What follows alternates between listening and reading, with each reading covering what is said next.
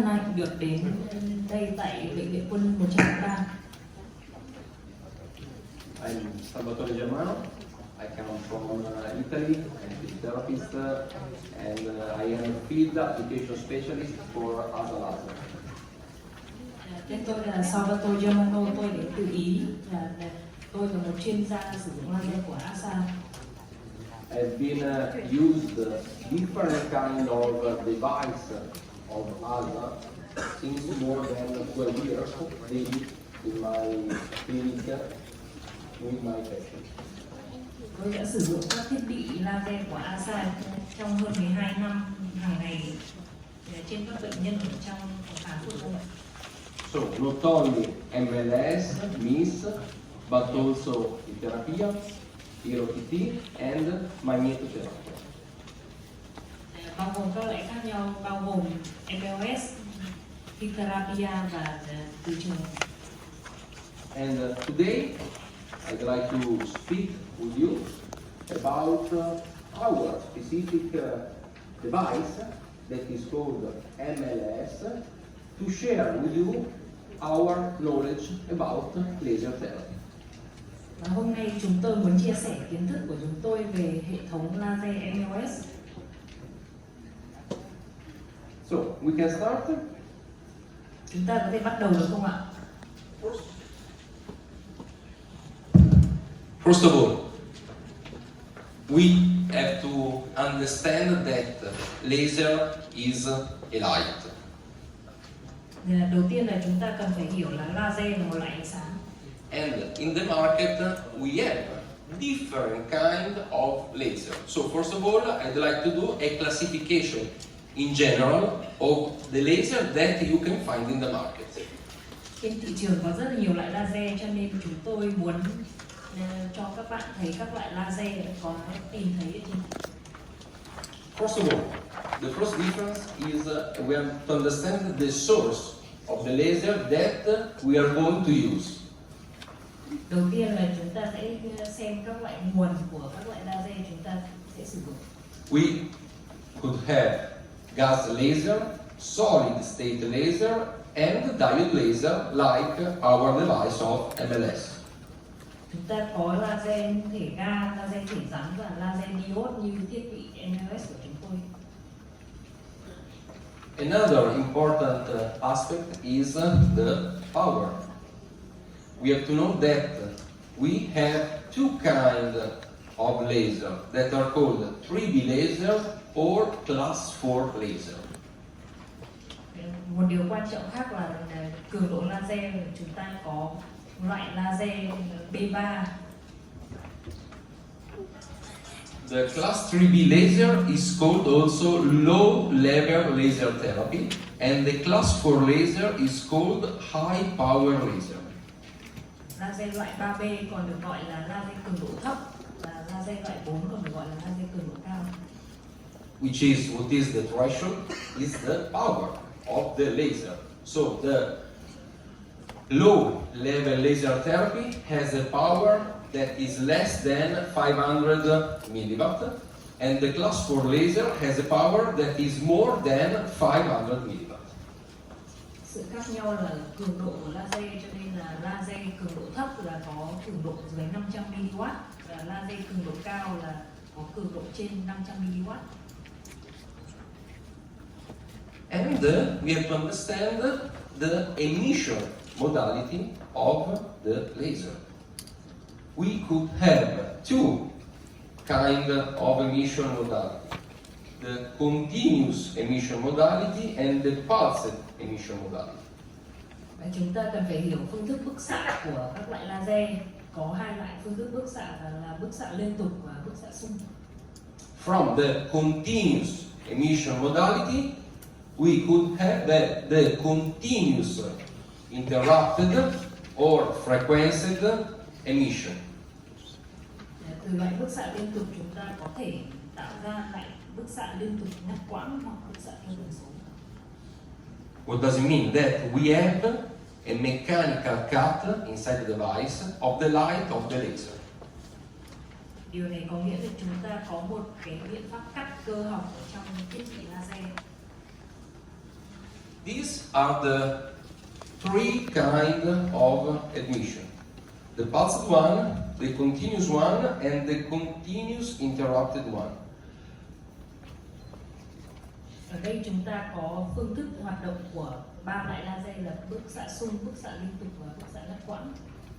In the pulsed emission, what we have? We have, how you can see, a T-on, so the emission of the laser, the red line, that is in emission in a microsecond. So, very short time for a very big power. Ở đây chúng ta có thể thấy là đường đỏ là thời gian bật laser, cho nên là đây là một công suất rất là cao trong một khoảng thời gian rất ngắn. And this one, the pulsed emission, is the emission that is totally safe for the patient. Và loại xung này là loại xung hoàn toàn an toàn cho người bệnh. Why? Because the time between one pulse, the red line, and the other pulse, the other red line, and the other pulse, and so on, is so long that the time that the body has all the time to absorb and disperse of the energy. Lý do là thời gian giữa hai xung rất dài, cho nên là cơ thể có thời gian để hấp thu và phân tán năng lượng từ xung. Okay? The other emission is the continuous. It's very easy to understand. It's like when we enter inside in a dark room and we switch on the light. So this is the typical kind of continuous emission modality. Bức xạ liên tục thì rất là dễ hiểu. Ví dụ như chúng ta đi vào một căn phòng tối và bật đèn lên, thì đây là một ví dụ của loại xung liên tục. But this kind of emission, if it's not controlled, could be very dangerous for the patient because it could burn the patient. Loại xung này nếu không được điều khiển kỹ thì rất là nguy hiểm cho bệnh nhân, bởi vì là nó có thể gây bỏng cho bệnh nhân. Okay. The other one, so the continuous interrupted emission. Remember that we have a mechanical cut of the light of the laser inside the device, and we have 50% on, 50% off, 50% on, 50% off. Trong bức xạ liên tục ngắt quãng thì chúng ta có một cái thiết bị cắt cơ học ở trong thiết bị laser, cho nên là thời gian bật là 50% và thời gian tắt là 50%, nên theo bật tắt. And the medium power is the half of the peak power. Và phần công suất trung bình là khoảng một nửa so với công suất đỉnh. Okay. This is, in general, to understand what you can find in the market. After, we will enter and I'll speak about, in more detail, about our device of MLS, laser therapy. Đây là về nói chung về laser, và sau đây là tôi sẽ nói về tương tác laser với mô trong trị liệu laser MLS. So, remember that when we use the laser that is a light, we have different kind of reaction, biological reaction, where inside the body. Khi chúng ta sử dụng laser thì nó có những cái phản ứng sinh học khác nhau ở trong tế bào. Remember this, that in physiotherapy, we have a sort that is called therapeutic window. And every time that we speak about the penetration of the laser, we have to understand the wavelength of each laser that we are going to use. Trong vật lý trị liệu thì có một cái gọi là khoảng điều trị, thì chúng ta phải nhớ là khi nói đến laser trong vật lý trị liệu là chúng ta phải nói đến bước sóng của nguồn laser trong vật lý trị liệu. Okay. So this is, in general, the physiotherapy laser stay in the range from 600 nanometer to 1200 nanometer, more or less. laser sử dụng trong vật lý trị liệu thì thường là ở trong khoảng 600 cho đến 1.200 nanomet. The surgical laser, okay, works in a range more than 2,000 to 10,000 nanometer. Laser dùng trong ngoại khoa thì có bước sóng từ trên 2.000 cho đến 10.000 nanomet. Why this? Because we have the absorption only by the water. The surgical laser want to cut the skin that we know that is rich of water, or we want to do a sort of evaporation of the tissue. Tại sao lại dùng bước sóng này? Bởi vì laser dùng trong ngoại khoa là có mục đích là để cắt ra, cắt mô, cho nên là cần tác dụng gây bay hơi các tế bào.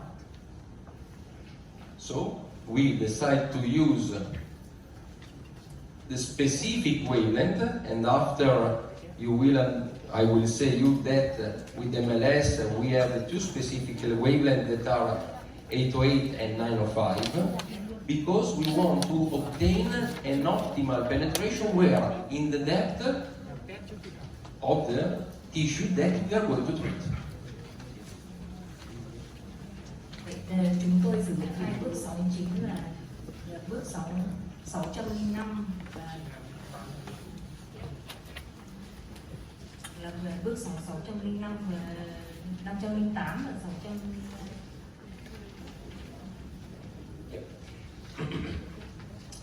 Remember that. So with the MLS we will use two specific wavelengths that are 808 and 905 to obtain an optimal penetration in the depth of the tissue that we are going to treat. Trong hệ thống MLS chúng tôi sử dụng hai bước sóng là 808 và 905 nanomet để đạt được sự xâm nhập tối đa cho mô tế bào trong điều trị. This is in general to understand the penetration depth of each laser that depends only by the wavelength. How you can see, different wavelength, different penetration depth inside the tissue. Ở đây bạn có thể thấy là các cái sự xâm nhập khác nhau của các bước sóng khác nhau. Okay. With our device, we are in this range. We have a penetration depth around 3-4 centimeter inside the human body. Với thiết bị của chúng tôi thì chúng tôi có độ sâu xâm nhập khoảng 3-4 cm trong cơ thể. So now I clarify better also this concept because we speak of our device, MLS laser therapy. Và ở đây là chúng tôi sẽ nói rõ thêm về thiết bị MLS của chúng tôi trong vật lý trị liệu. First of all, what does it mean, MLS? MLS is an acronym of multi-wave locked system. Đầu tiên là MLS là viết tắt của Multi-Wave Locking System, hệ thống khóa đa dòng. That every time works with two wavelengths, 808 and 905 in combination and synchronization. Hệ thống này sử dụng hai bước sóng 808 và 905 để kết hợp và phối hợp. Why this?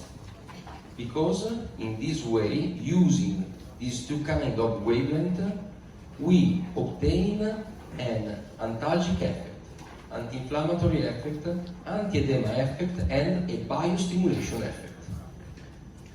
Tại sao? Bởi vì khi sử dụng hai bước sóng để kết hợp với nhau thì chúng tôi có được tác dụng giảm đau, giảm viêm, giảm phù và kích thích các quá trình sinh học. Remember also that all I'm going to say is proved because in Italy we have a specific department that is inside the University of Florence that is called ASA Campus, where we do daily study in vivo and in vitro. Chúng tôi có một bộ phận ở trong Đại học Florence gọi là ASA Campus, chuyên về nghiên cứu trên động vật và trên người. How you can see, this is a picture of our handpiece. Okay, and you can see the two wavelengths.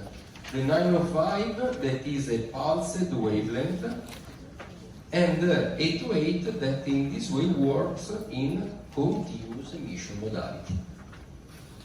Ở đây bạn có thể thấy một cái ảnh cho thấy phương thức hoạt động của tay cầm, bao gồm hai dòng là dòng 905 là dòng xung và 808 là dòng liên tục. So another time the wavelength. Why is important the wavelength? Every time that we use these two kind of specific wavelength, 808 and 905, we have the lowest absorption of three chromophores that are the melanin, the hemoglobin and the water. Tại sao lại sử dụng hai bước sóng này? Bởi vì trong vật lý trị liệu thì khi chúng tôi sử dụng hai bước sóng này thì nó sẽ có sự hấp thu thấp nhất của melanin, nước và hồng cầu. So these two clarify that the penetration depth depends only by the wavelength, and using these two specific wavelengths, we have an optimal penetration around 4 cm.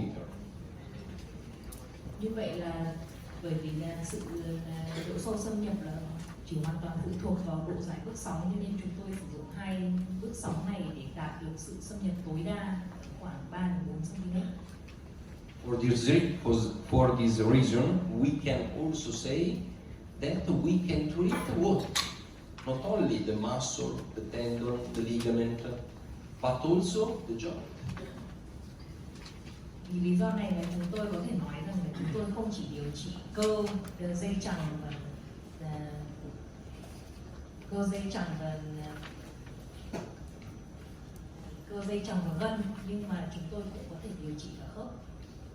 In fact, we have to know that opening the joint, we can enter with the light of the laser inside the joint to treat, for example, chronic pathology like arthrosis. Vì vậy chúng tôi có thể sử dụng ánh sáng của laser để điều trị các bệnh mãn tính như viêm khớp. This is very important to understand how work our device and understand the emission of MLS. Cái này là rất là quan trọng để hiểu được cơ chế hoạt động của hệ thống MLS. As I told you before, we have the two wavelengths, the 905 and the 808. The 905, it works every time in pulsed emission and we cannot modify. Như chúng tôi đã nói trước thì thiết bị của chúng tôi có hai bức xạ là 905 nanomet và 808 nanomet, thì dòng bức xạ 905 nanomet là dòng bức xạ xung và chúng ta không thể điều chỉnh. And it works in combination and synchronization with the other wavelength, that is the 808, that in this way works in continuous interrupted emission. Và như trên ảnh cho thấy thì chúng tôi sử dụng kết hợp dòng 905 và 808 nanomet, và dòng 808 nanomet thì sử dụng ở dạng liên tục ngắt quãng. So when we select and we switch on the device, we select a specific protocol. We are going to use this kind of specific emission modality. The first one. Khi chúng tôi nghiên cứu để lựa chọn dòng bức xạ cho thiết bị của chúng tôi thì chúng tôi đã quyết định là sẽ sử dụng phương pháp điều trị đầu tiên. And what can we modify? Remember that in the software there is an average of parameter for each kind of pathology. Chúng ta có thể điều chỉnh những gì thì trong hệ thống chúng ta có thể điều chỉnh các thông số khác nhau cho các bệnh khác nhau. But we have to know that we can modify the frequency and the intensity. Nhưng mà chúng ta phải biết là chỉ có thể chỉnh sửa tần số và cường độ. We can modify the frequency from 1 to 2000 hertz and the frequency from 25, 50, 75 or 100%. Chúng ta có thể điều chỉnh tần số từ 1 đến 2 Hz và cường độ từ 25, 50 đến 75 và 100%. Why? We have to modify also the parameter. We modify the parameter depending on the patient that we are going to treat. If we have a patient that is in acute phase or in chronic phase, we are going to use different kind of parameter depending on the specific clinical phase of each patient that we are going to treat. Vì chúng ta phải dùng các thông số khác nhau cho các giai đoạn lâm sàng khác nhau, nên là một bệnh nhân trong giai đoạn cấp thì sẽ dùng các thông số khác so với một bệnh nhân trong giai đoạn mãn. So modifying the parameter, we change also the amount of energy.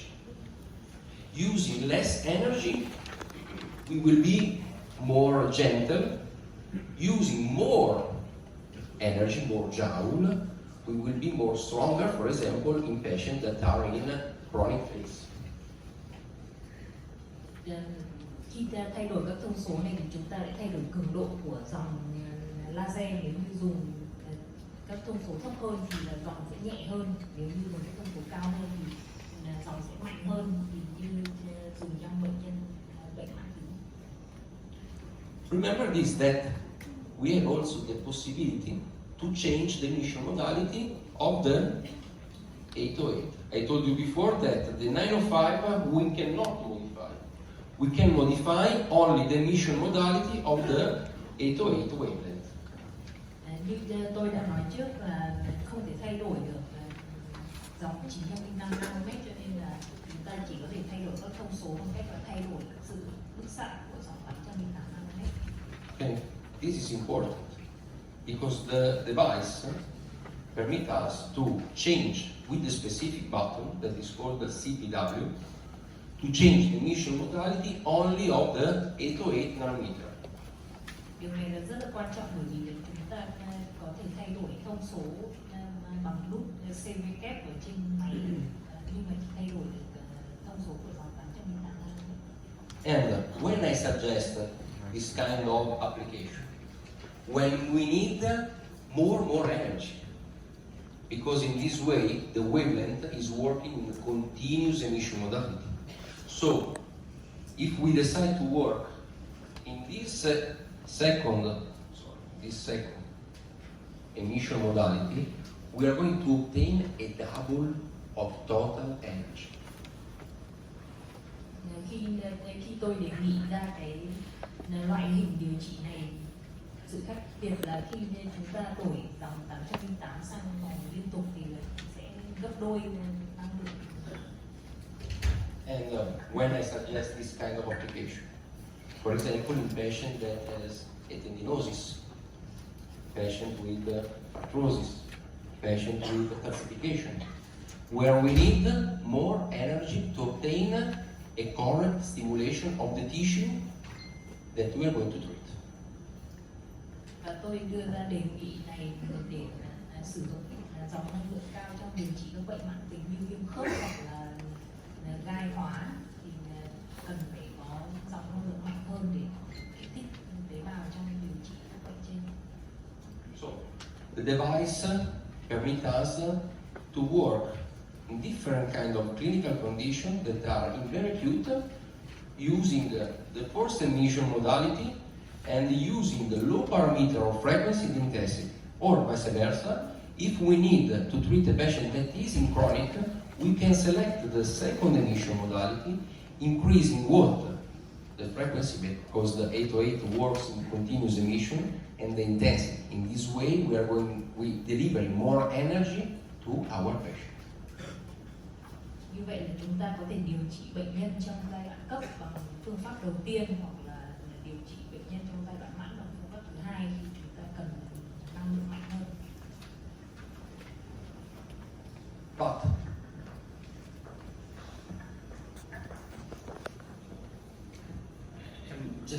em xin lỗi, em đính chính một chút các basic slide. Những cái từ viết tắt ở trên cái slide này, ví dụ như là chữ SW tức là frequency wave tức là sóng tần số, còn cái chữ PW là pool wave là sóng dạng xung, còn chữ S là frequency tần số. Cũng tương tự như ở dưới là gì, cái 818 CW nó là continuous wave tức là liên tục, sóng liên tục, còn PW wave nó là pool wave tức là sóng xung. Mọi người chú ý giúp em ạ. Rất dễ không? Dạ.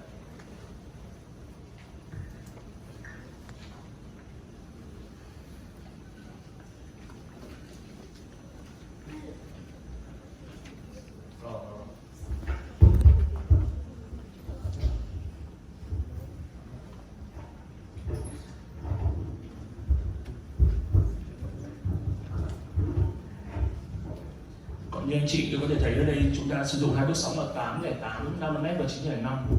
Đấy là độ dài bước sóng ạ, đó là wavelength.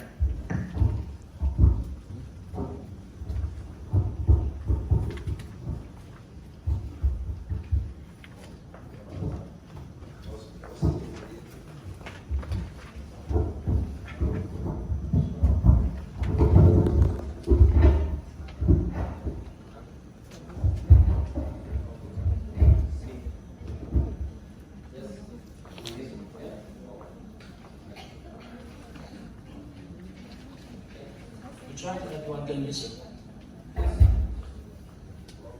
1, 2, 3, yeah? Okay.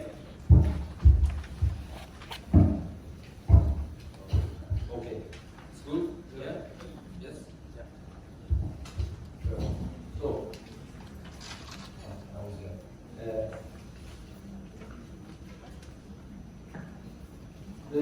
our emission modality I think using micro will be better. is better. Practice better. Also in this way. No.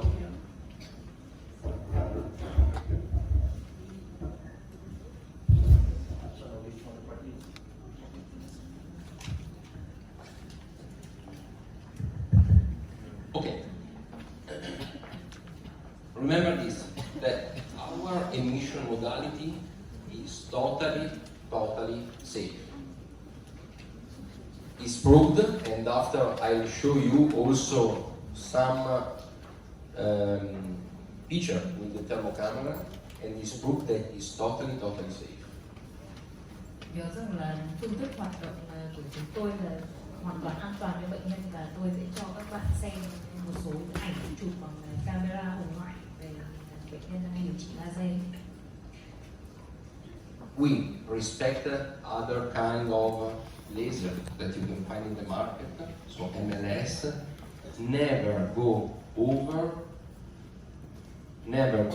over the thermal damage threshold that we could have with or a continuous emission modality or with a continuous interrupted emission modality. Các loại so với các loại laser khác ở trên thị trường thì sản phẩm của chúng tôi không bao giờ đi quá ngưỡng gây bỏng, kể cả trong các loại phát xạ liên tục hoặc là phát xạ liên tục ngắt quãng. What is the risk of the other laser? That the other laser, during the treatment, you have to move very fast to decrease the thermal effect. Một mối nguy hiểm của laser là trong quá trình sử dụng là sẽ phải di chuyển đầu dò laser rất là nhanh để mà giảm cái tích tụ của nhiệt. But they are dangerous because they can go over the thermal damage threshold and they can burn the patient. Nhưng mà mối nguy hiểm chính của laser là có thể vượt qua cái ngưỡng ngưỡng nhiệt độ và gây bỏng của bệnh nhân. But our laser that works with this specific kind of emission modality, 905 and 808, is totally safe. We don't burn the patient. The patient don't feel any kind of warm sensation. Nhưng sản phẩm của chúng tôi sử dụng hai bước sóng 808 và 905 là hoàn toàn an toàn, không gây nhiệt cho bệnh nhân và bệnh nhân không thể nóng.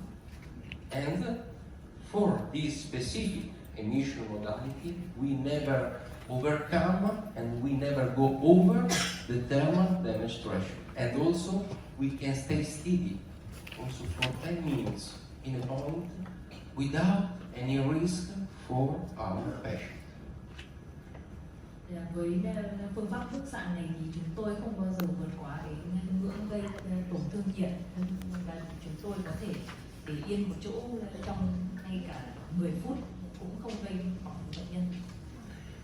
Now I want to clarify also a concept that I think that is very important. Why the patient don't feel warm, don't feel heat? Và ở đây tôi muốn làm rõ một điều rất là quan trọng là tại sao lại bệnh nhân lại không được cảm giác nóng. Because if the patient feel warm sensation or feel it, because it's when the laser is using a wavelength where there is the maximum absorption of the water. Khi bệnh nhân cảm thấy nóng là do sử dụng một bước sóng có sự hấp thu nhiệt trong nước lớn. But it doesn't work in the depth of the tissue. Và nó không có tác dụng ở trong sâu trong các vùng mô. Okay, so if the patient feel warm, it's not good because it doesn't work in the depth. It works in the superficial layer of the tissue. Điều này là không tốt bởi vì là nếu như bệnh nhân thấy nóng chứng tỏ là laser không xâm nhập sâu vào trong các mô và chỉ có tác dụng ở các lớp nông. Our laser, MLS, has these two kind of specific emission modality, 808 and 905, where we have the lowest absorption of the three chromatophores, melanin, hemoglobin, and water, how you can see here. So, for this reason, the patient don't feel any kind of warm or heat sensation. Chúng tôi sử dụng hai loại độ dài bước sóng 808 và 905 nanomet có sự hấp thu thấp nhất về melanin, hồng cầu và nước, cho nên là bệnh nhân không có cảm giác nóng. Okay, this is important because sometimes one doctor can think, okay, I don't feel any kind of sensation, heat sensation, okay, it doesn't work. No, it's not true. We have an optimal penetration depth. Cho nên là các bác sĩ ở Việt Nam là hay thấy là laser mà không nóng nó không có tác dụng, cho nên là đây không đúng. Chúng tôi có độ sâu xâm nhập là tốt nhất. Okay. And with the other laser, we cannot work in steady position. What is the benefit of working steady on a specific point? That the device show us exactly how many joules, so the dosage, that we are using for each point of treatment. Cho nên là các thiết bị này nó không thể điều trị nguyên ở một chỗ được, và lợi ích của điều trị khi máy để yên một chỗ là chúng ta có thể thấy được là cái máy này là đang cung cấp bao nhiêu joule năng lượng cho các vùng đang điều trị. Okay, this is a very important aspect of our device. So, and these two also resume what I told you before. In our daily activity, we treat different kind of patients. Đây là một điều rất quan trọng, và để quay lại những phần tôi đã nói trước thì là chúng tôi điều trị bệnh nhân trong các hoạt động thường ngày khác nhau. Our patient could be different clinical condition. It could be in very acute phase, in acute phase, in subacute phase, or in chronic phase. các bệnh nhân của chúng tôi là ở trong các giai đoạn lâm sàng khác nhau thì bao gồm giai đoạn cấp, giai đoạn bán cấp hoặc là giai đoạn mãn. This is in general to understand that we can and we have to understand how to modify the parameter where on the device. Và đây là một điều rất quan trọng trong việc hiểu là sử dụng các cái thông số ở trên thiết bị như thế nào. So, as I told you before, we will use low frequency and low intensity for a very acute pathology. And step by step, what we do? We increase the parameter, the intensity and the frequency. Như ở đây các bạn thấy thì chúng tôi sử dụng cường độ và tần số thấp cho các bệnh siêu cấp và sau đó là tăng dần tần số và cường độ. And for the chronic phase, as I told you before, remember that we can also use the CPW modality, so the 808 that works in continuous emission to obtain more joule, so more energy, more stimulation. Và trong giai đoạn mãn thì chúng ta có thể sử dụng chế độ liên tục ngắt quãng thì là sử dụng dòng 808 nanomet trong dạng liên tục để có được nhiều năng lượng hơn và kích thích mô nhiều hơn. This is the family of MLS, and we can use it in different modalities. So we have the MV, this one, that is the portable version.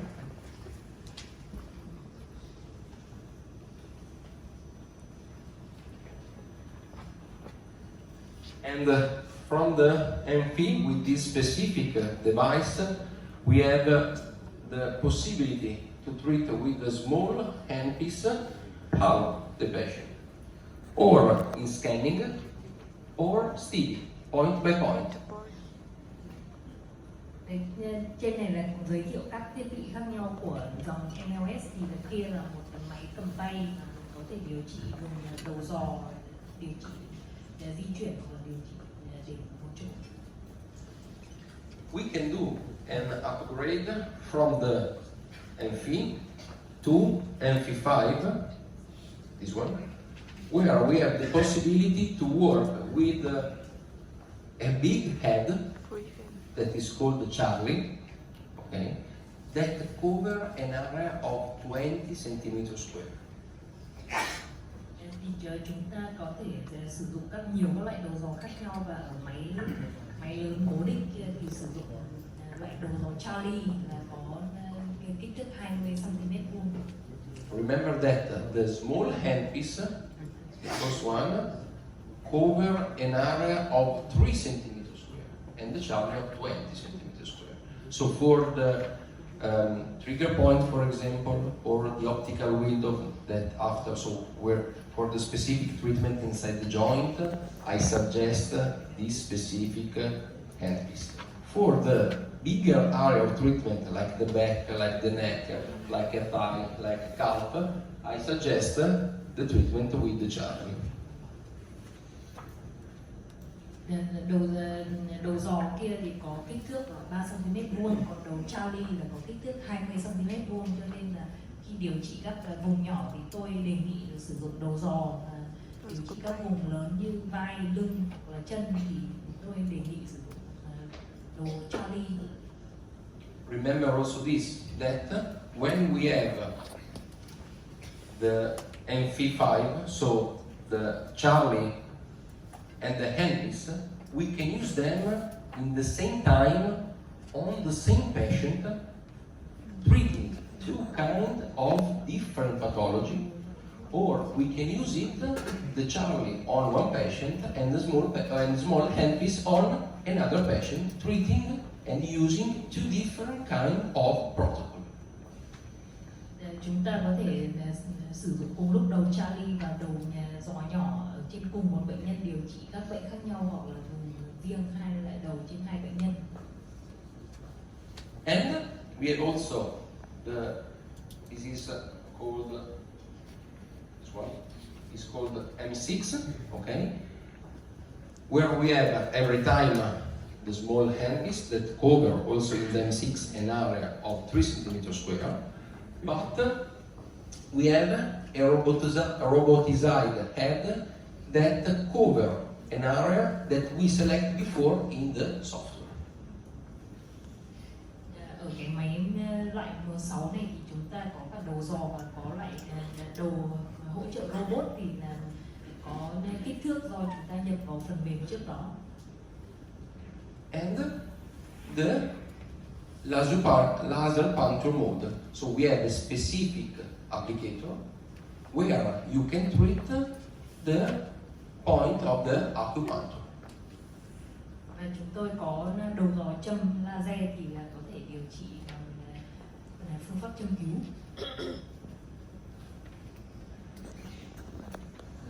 How I told you before, we have a specific handpiece that, how you can see in the second picture, we can use it in combo in this way with the M6, with the robotic head, but it's the same with the charger. So you can treat, like in this patient, the right shoulder with the robotized head, and the left one with the small handpiece in the same time, choosing two different kind of protocol. Như mọi người thấy ở trên ảnh thì chúng ta có thể điều trị một bệnh nhân cùng lúc với hai loại đầu dò khác nhau. Thì như bệnh nhân trên hình là sử dụng đầu dò robot để điều trị vai phải, và sử dụng đầu dò bằng tay điều trị vai trái, sử dụng hai loại thông số khác nhau. And every time that we use our device, MLS, I suggest this kind of approach. Don't focus the attention only on the point of pain or on the pathology area. Chúng tôi đề nghị là khi điều trị bệnh nhân thì phải điều trị toàn bộ cơ thể, không tập trung vào chỉ mỗi điểm đau hoặc là tập trung vào mỗi vùng chấn thương.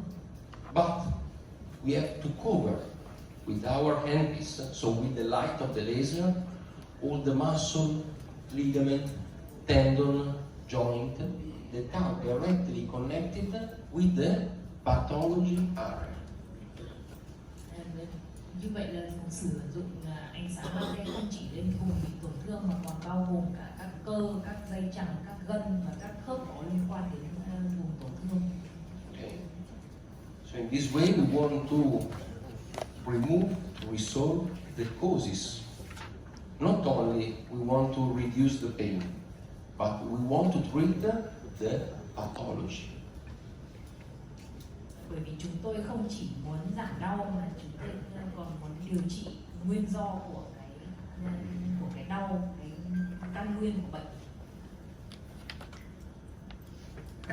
So these are the two different modes of treatment. So we can work in scanning modality. I suggest longitudinal and transversal scanning. In this way, we covering more tissue, more area. With the light of the laser, we are going to increase the efficacy. Ở đây chúng tôi có hai chế độ điều trị khác nhau. Thì chế độ quét có thể thì ở đây chế độ quét thì có thể bao gồm nhiều vùng rộng hơn thì sẽ tăng cái hiệu quả. Or we have the possibility to decide to work in point-to-point modality. In my clinical experience, I combine every time the two modalities of treatment. So before, for the global approach, I start with the scan modality, and after I work directly in the pathology area. How? In point-by-point mode. Hoặc là có thể sử dụng chế độ trực tiếp theo điểm. Thì theo kinh nghiệm lâm sàng của tôi là tôi kết hợp cả hai loại. Thì theo tiếp cận tổng thể thì ban đầu tôi sử dụng chế độ quét, và sau đấy là tôi sử dụng chế độ theo điểm trực tiếp lên vùng tổn thương.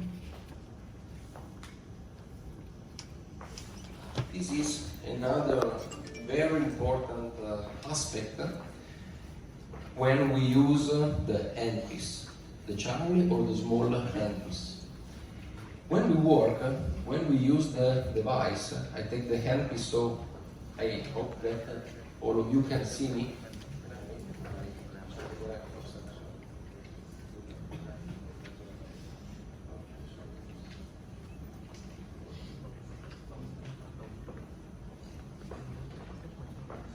So, when we use the handpiece directly on the body, what we want to obtain?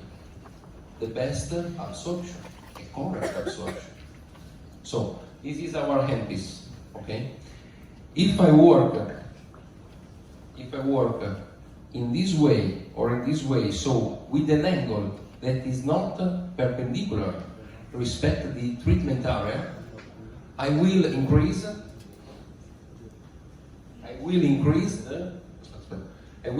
the reflection of the light of the laser.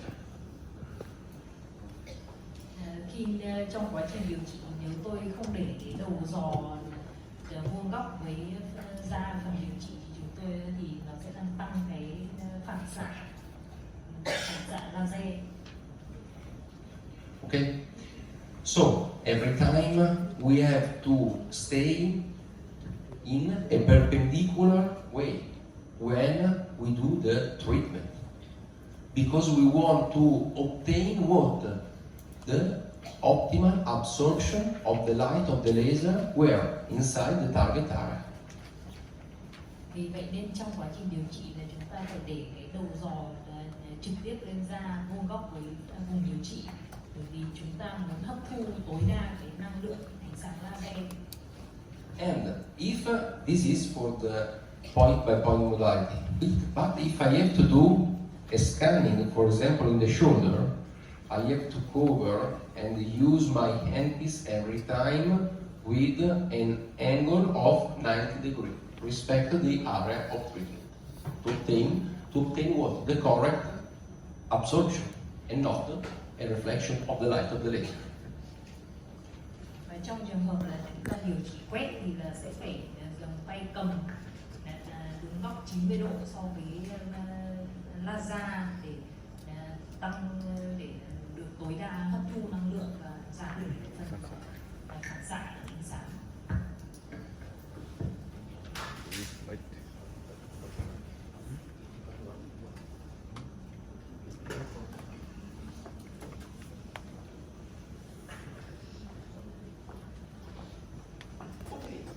With the point-by-point modality, I told you before that we can also treat what?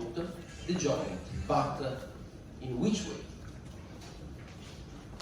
Như tôi đã nói trước thì với chế độ theo điểm chúng ta có thể điều trị khớp, nhưng mà bằng cách nào? We must treat the optical window to enter with the light of the laser inside the joint. Chúng ta cần phải điều trị là dùng laser ở các cái khu vực khe khớp để ánh sáng của laser có thể tới được sâu vào khớp. But what is an optical window? Nhưng mà cái như gọi là cửa sổ ánh sáng như là cái gì?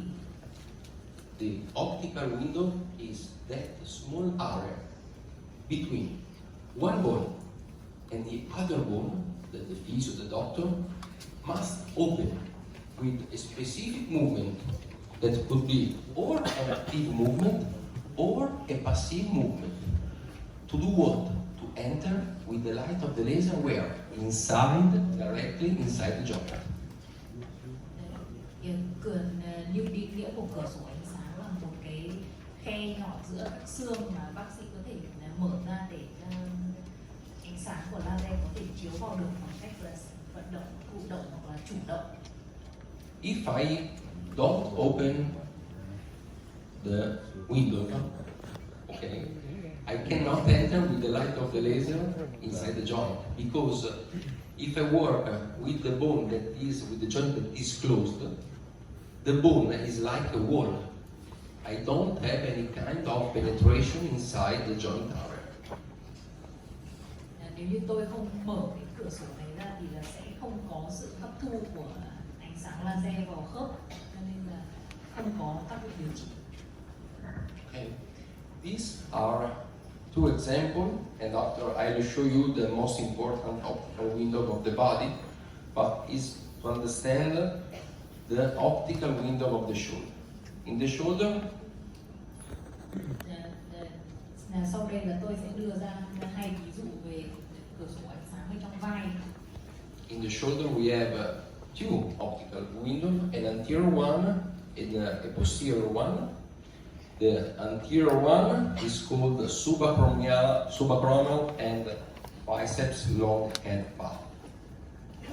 Ở vai thì có hai cửa sổ ánh sáng, một là phía trước, một phía sau. Thì phần phía trước là đường dưới mỏm vùng vai và đầu dài cơ hai đầu. And how we put our patient, the arm, in internal rotation or external rotation to open this optical window is a question for them. Giáo sư muốn hỏi là làm cách nào để chúng ta có thể mở cái cửa sổ này ra bằng cách là quay trong hay quay ngoài? Internal or external? External. Okay. If in this way, I'm going to open the path. If I stay with the internal rotation, I close.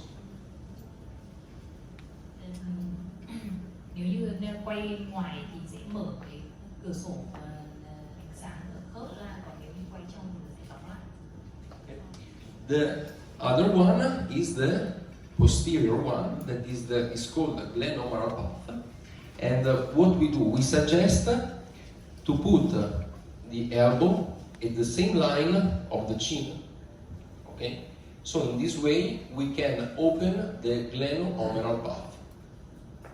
Và đường thứ hai là ở đường cổ trọng cánh tay, thì trong tư thế này chúng tôi đề nghị bệnh nhân là đưa tay lên ngang với cằm. Remember this also, that if the patient feels pain, we don't force the specific movement to open the optical window. Every time we have to work without pain in our patient. The patient must not feel pain. Một điều quan trọng là không được để bệnh nhân đau khi thực hiện những cái động tác này. Nếu như bệnh nhân có cảm giác đau thì không được ép bệnh nhân thực hiện động tác này. Okay. And this is a specific work that I suggest to do. How? Still, in a point by point modality. Because the software, and after I will show you, the software shows us exactly the dosage that we are using for each point of treatment. Tại sao điều này lại quan trọng? Bởi vì là trong chế độ theo điểm thì là phần mềm cho thấy là cái lượng năng lượng ánh sáng đang được sử dụng ở mỗi điểm là bao nhiêu. So the total, the energy for each point. The dosage is the joule on centimeter square. Như vậy là tổng năng lượng trên mỗi điểm là được tính theo đơn vị joule trên cm vuông. And this is what I just tell you. So how you can see, in each specific protocol, this way is an example, but we have a 6 point of treatment, how you can see. As I told you before, we have the possibility to change the frequency and the intensity.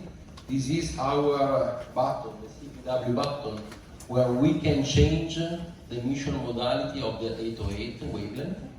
But here you can see that the software shows you exactly the therapeutic dosage, the joule on centimeter square.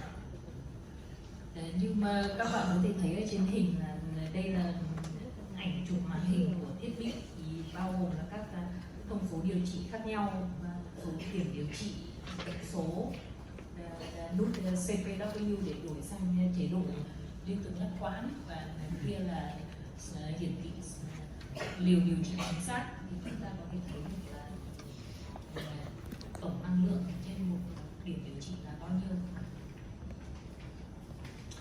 So, now we are going to enter on more detail on the biological effects of the laser. We have to notice that every time that we use laser, we have a biological effect that are called, how you can see, photochemical, photothermal, and photomechanical effect. Và sau đây thầy sẽ nói về các tác dụng sinh học của laser, và chúng ta cần phải nhớ là mỗi khi chúng ta sử dụng laser thì nó sẽ có 3 tác dụng sinh học khác nhau của laser, bao gồm các quang hóa, quang nhiệt và quang cơ. How you can see, there is in each word the word photo, because we have a specific interaction of the light of the laser after an absorption of the chromophores, hemoglobin, melanin, and water, and we have specific biological effect. Laser là có tác dụng sinh học nhất định với hemoglobin, melanin và nước do tác dụng của ánh sáng với các cái yếu tố khác. The photochemical effect is specific where? On the cell. But remember this, not all the laser give us an effect directly on the cell. Chỉ tác dụng quang hóa là ánh sáng có tác dụng kích thích lên các quá trình sinh học của tế bào, nhưng chúng ta cần phải nhớ là không phải bước sóng laser nào cũng có tác dụng lên tế bào. The specific effect of the cell is due to the two wavelength that we are using. Cái tác dụng lên tế bào này là do 2 loại bước sóng khác nhau mà chúng tôi sử dụng. We have so a specific activation of the mitochondria that increase the synthesis of ATP. So what we do, we speed up, we accelerate what? All the healing process of the human body. Các bạn có thể thấy ở đây là các bước sóng laser này kích hoạt tinh thể, dẫn đến tăng sản xuất ATP và làm đẩy mạnh các quá trình trong tế bào, bao gồm các quá trình tái tạo và hồi phục. So it's like the two wavelength is the gasoline for the cell. We speed up all the cell activity. Vì vậy các bạn có thể nghĩ đến 2 bước sóng này giống như đổ xăng cho tế bào, gây tăng tốc các quá trình trong tế bào. The thermal effect. Remember this, thermal effect is totally safe. But we have a little bit an increasing of the temperature, because also the light, the laser is a light. So when we work also still in contact, we have a little bit increased of the temperature. Tác dụng quang nhiệt của laser là hoàn toàn an toàn với bệnh nhân, nhưng mà nó sẽ có một số cái tăng nhiệt độ nhẹ, bởi vì là tương tác của laser với tế bào. First of all, where we work on the microcirculation, we increase the microvessel of the venous, arterious, and lymphatic system. Chúng ta có tác dụng kích thích lên các vi mạch và hệ thống bạch huyết. In this way, what we do, we increase the washout of the allergenic substances that causes the inflammation. Chúng ta đẩy mạnh quá trình loại bỏ các chất gây viêm. So we remove the catabolitis and we increase the oxygen and nutrients in the target area where we do the treatment. Và đây chúng ta đẩy mạnh quá trình thải bỏ các chất cặn bã và tăng nguồn nuôi oxy và vận chuyển trong mô điều trị. So consider this. When you will treat a patient, I think that 90% of our patients that come in our clinic, in your hospital, has 20% inflammation. If we set 20 minutes of treatment, here we have used an intensity of 100%, a frequency of 700 Hertz.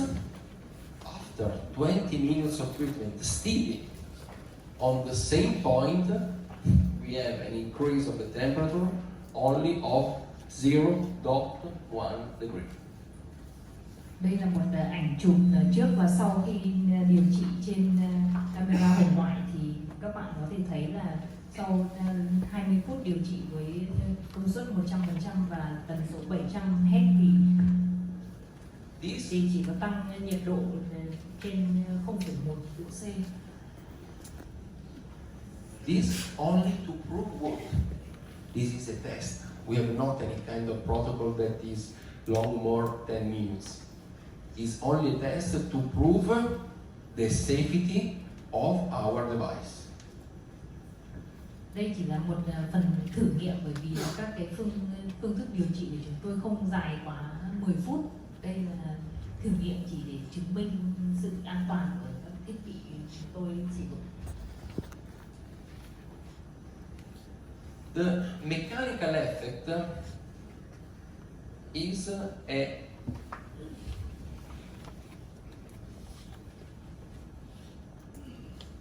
is a directly consequence of the thermal effect. Tác dụng cơ học của laser là một hậu quả của tác dụng nhiệt. Why? Because when we do the treatment in a specific area, for example, the elbow, okay, I told you before that we have a little bit of increase of the temperature in the target area.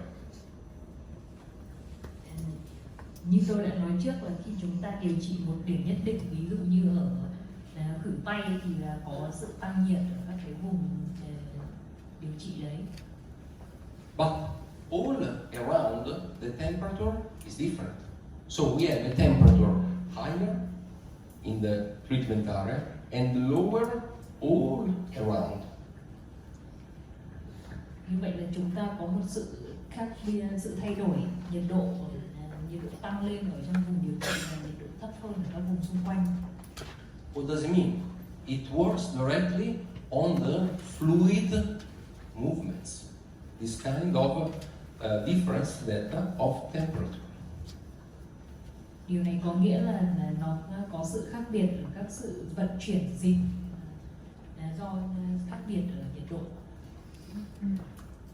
The first one. The second one effect, the mechanical effect, is due to the specific pulse of the 905 wavelength.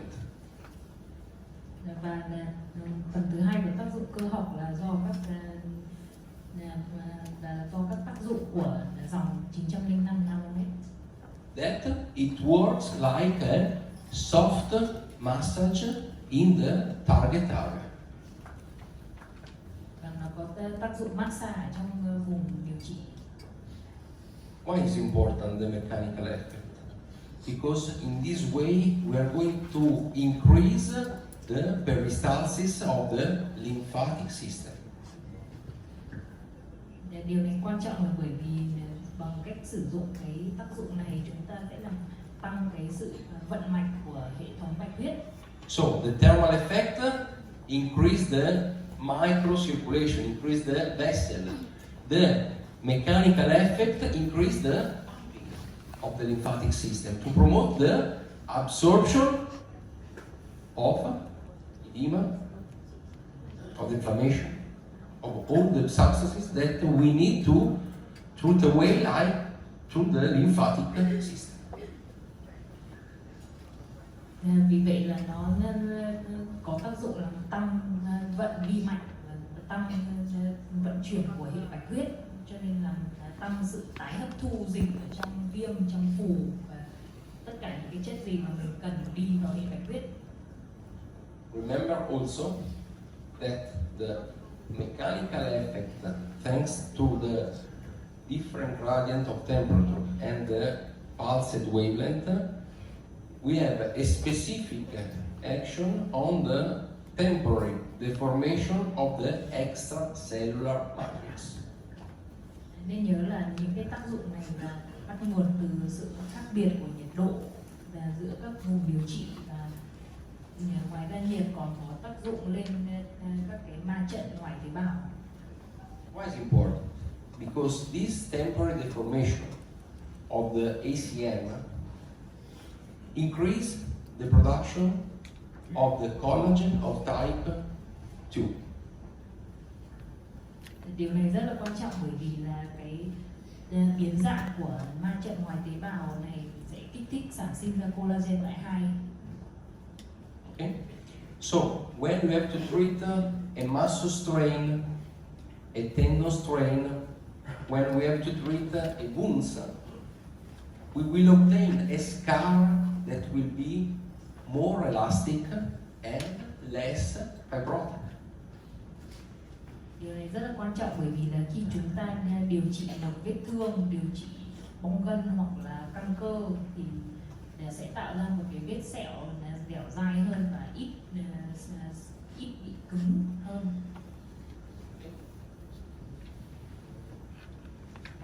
This is a long study that was published in 2013 in a specific review of biological research.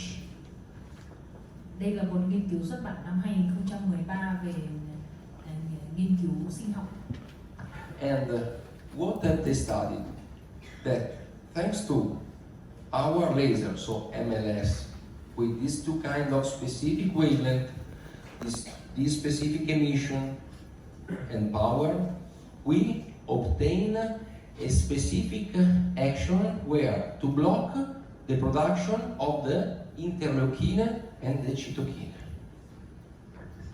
Nghiên cứu này cho thấy là bằng cách sử dụng dòng hệ thống MLS với các loại laser cường độ và tần số chính của chúng tôi thì chúng tôi tạo ra các tác dụng giảm tạo các chất gây viêm như interleukin. So we reduce and we block what? The inflammation process. Vì vậy chúng tôi là ngăn chặn các quá trình gây viêm. Why this? Because MLS increase the production of a specific anti-inflammatory protein that is called NLRP10. Tại sao? Bởi vì là điều trị MLS kích thích sản sinh ra một protein kháng viêm gọi là NLRP10. So, for example, also in COVID patients, there we have done different kinds of study in Czech Republic or in US, where thanks to our device, we block the cytokine storm, so the production of interleukin and cytokine. Theo các nghiên cứu khác nhau, kể cả ở bên Mỹ cho thấy là thiết bị MLS của chúng tôi có tác dụng giảm viêm bằng cách là chặn bão cytokine.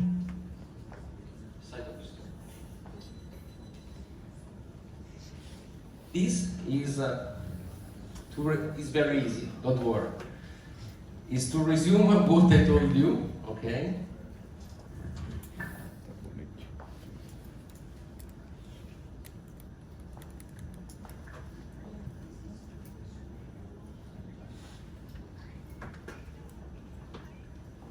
Như slide các bạn thấy ở trên là để tiếp tục các cái thời năng. And aspect that I want to underline, okay, is on the regeneration of the nerve fiber.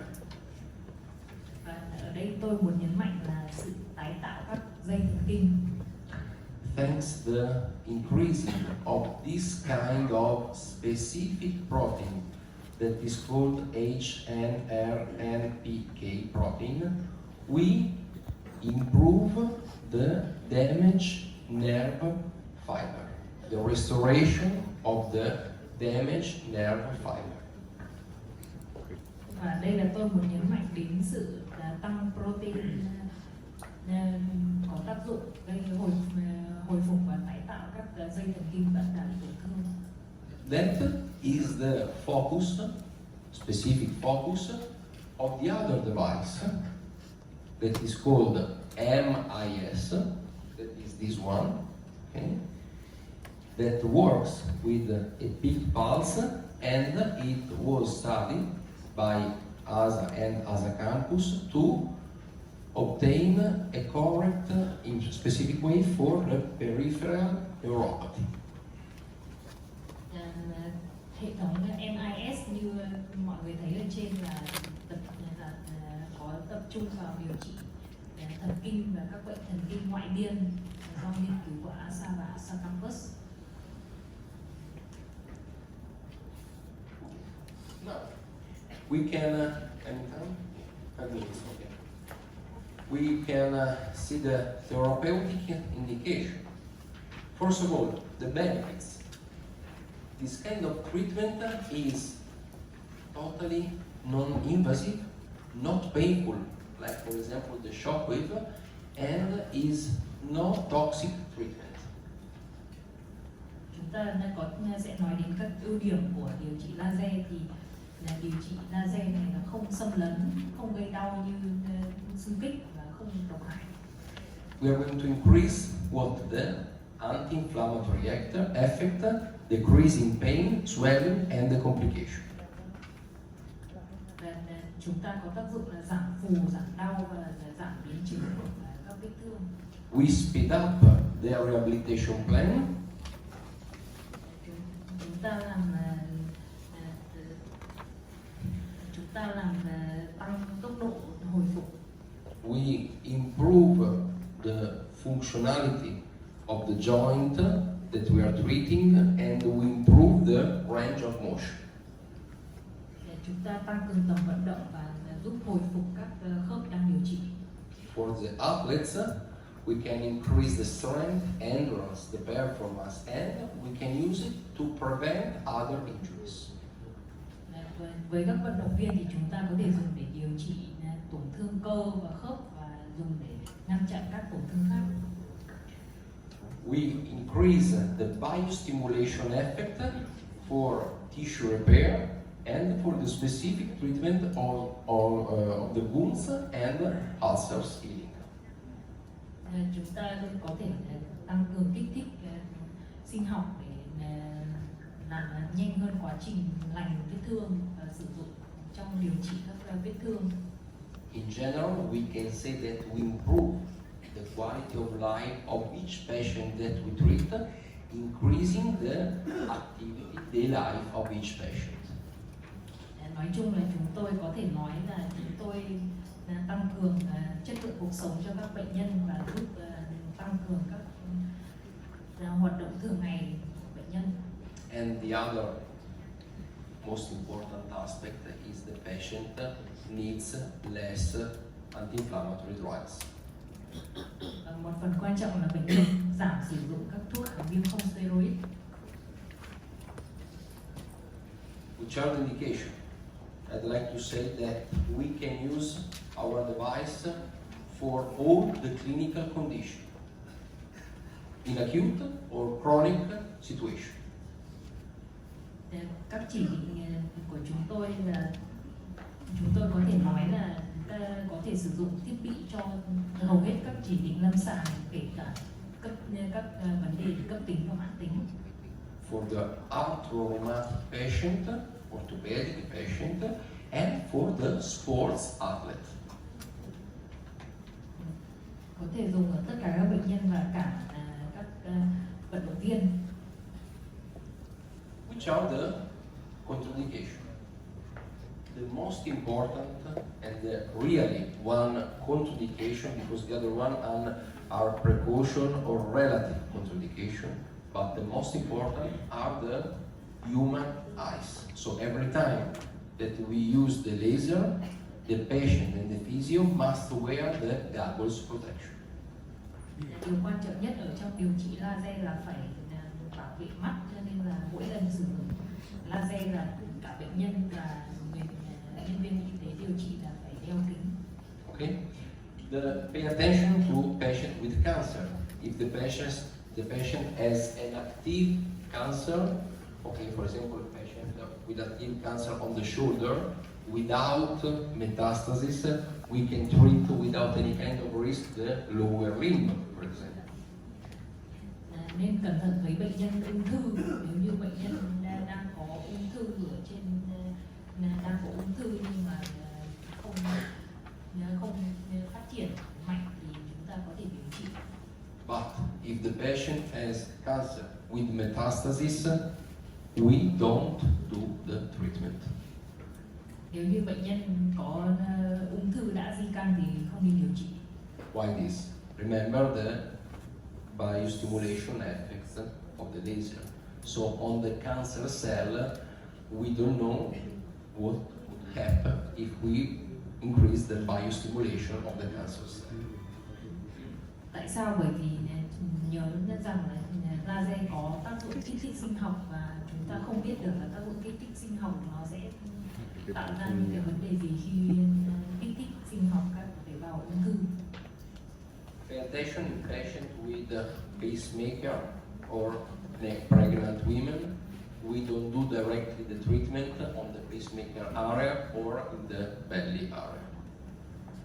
Nếu như bệnh nhân có đặt máy tạo nhịp hoặc là các loại máy móc khác ở vùng bụng thì chúng ta không điều trị ở trên vùng đặt máy hoặc là trên vùng bụng. Pay attention in the children. We have not to treat the joint until bone growth is complete. This is in general for all the physical therapy.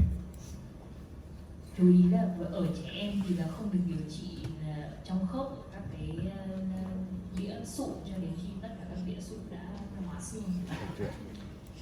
Area with active hemorrhage, sympathetic ganglion and vagus nerve, thyroid or carotid sinus region is not a really contraindication, is a precaution.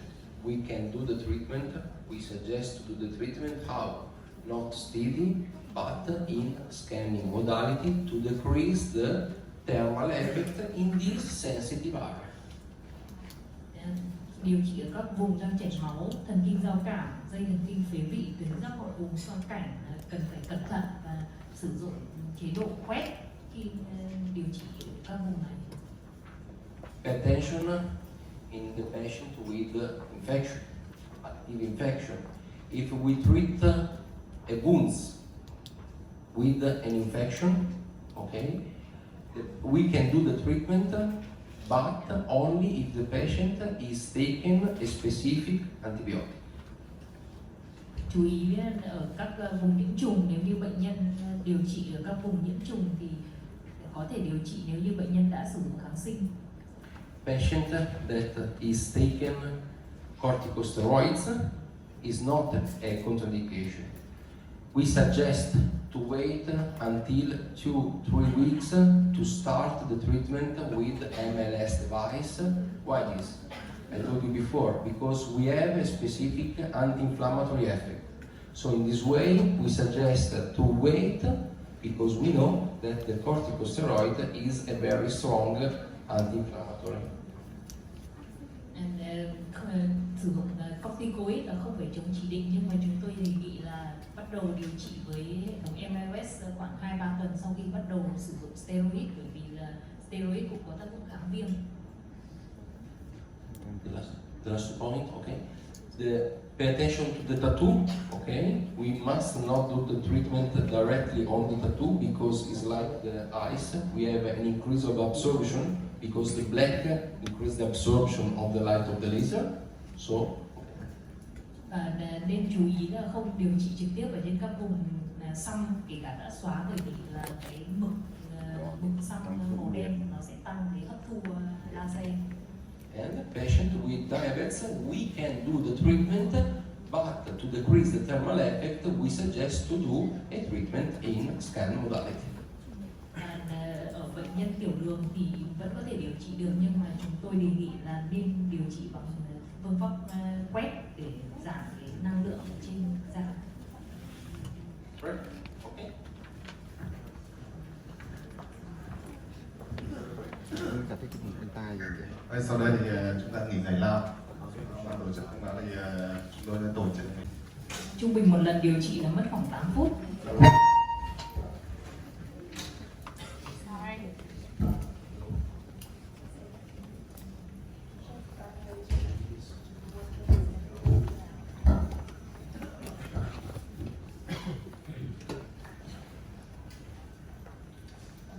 And remember that depending the specific clinical condition of each patient, we need less or more treatment.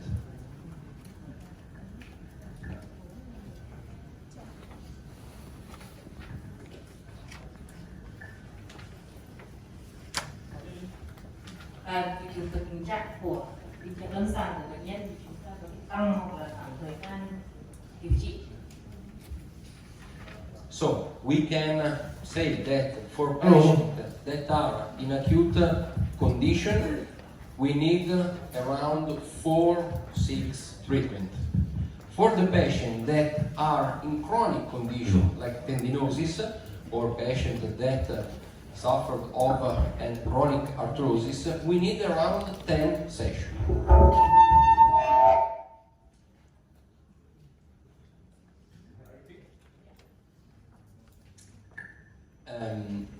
We can say that if we are going to treat a patient that is in acute phase, so with the clinical condition that is in acute, we need more or less from 4 to 6. Vice versa, we need more treatment for the patient that has a chronic clinical condition, so more or less around 10 treatments. Tùy thuộc vào tình trạng lâm sàng của bệnh nhân mà chúng ta tăng hoặc giảm thời gian điều trị. Với bệnh nhân cấp tính thì chúng ta điều trị từ khoảng 4 đến 6 lần, và với bệnh nhân mãn tính thì chúng ta có thể điều trị lên đến 10 lần. And how many times in a week? Và là bao nhiêu lần trong một tuần? Depends on the clinical condition.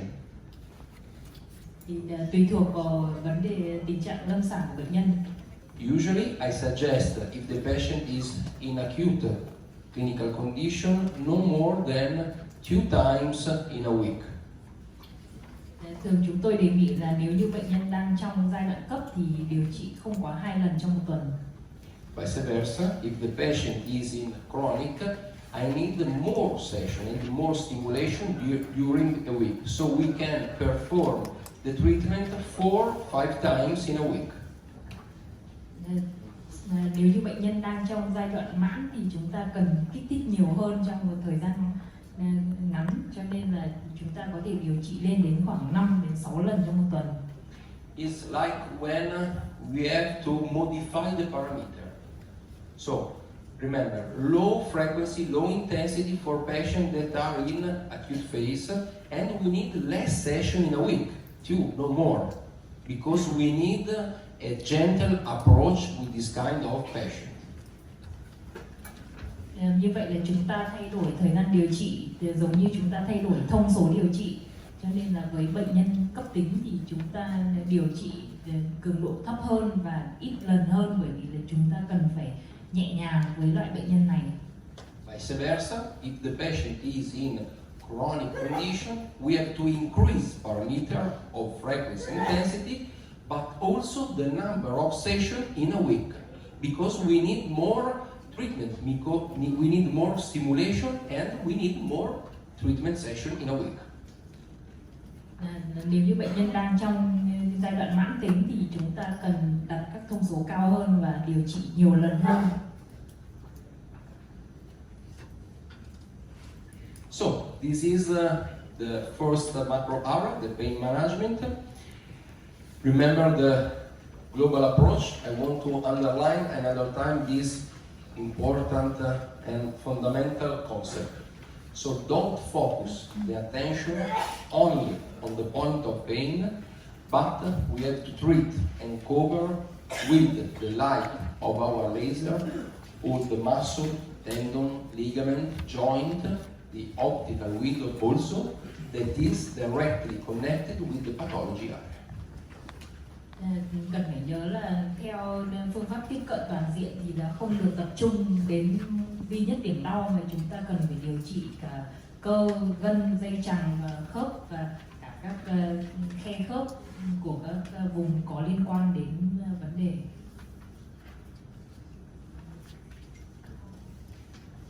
And so the software suggests us also with some picture how and where you have to do the treatment. Như mọi người có thể thấy ở trên ảnh này là đây là những cái ảnh giới thiệu các vùng đau và những vùng điều trị.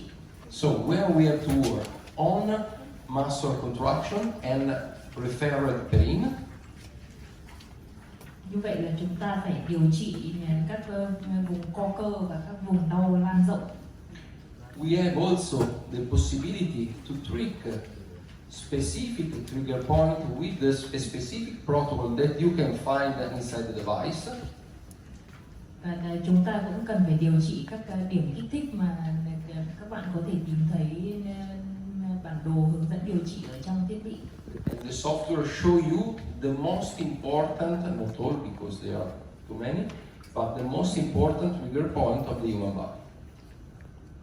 Và có thể thấy các cái phần, các điểm kích thích quan trọng nhất ở trong vùng điều trị. And we have to work, obviously, where? On the pathology side. Và chúng ta sẽ phải tìm ra các cái điểm kích thích đấy bằng cách đánh giá vùng tổn thương. This is an example of treatment for the shoulder. Okay, so an example. Arrive in our clinic a patient with a bursitis of the shoulder. Đây là một cái ví dụ điều trị. Đây là viêm bao hoạt dịch ở vai. What I suggest you to begin to start the treatment with this specific scan phase modality. Chúng tôi đề nghị là bắt đầu điều trị bằng cách là quét các vùng như các bạn thấy ở trên hình bằng biện pháp quét. And what we do, we divide a big area of treatment in smaller area of treatment, and we cover this smaller area of treatment. We cover this smaller area of treatment with longitudinal and transversal scan.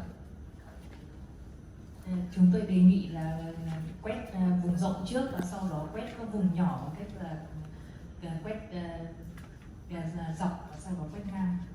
In this way, covering more area with the light of the laser, we are going to increase also the efficacy of each session.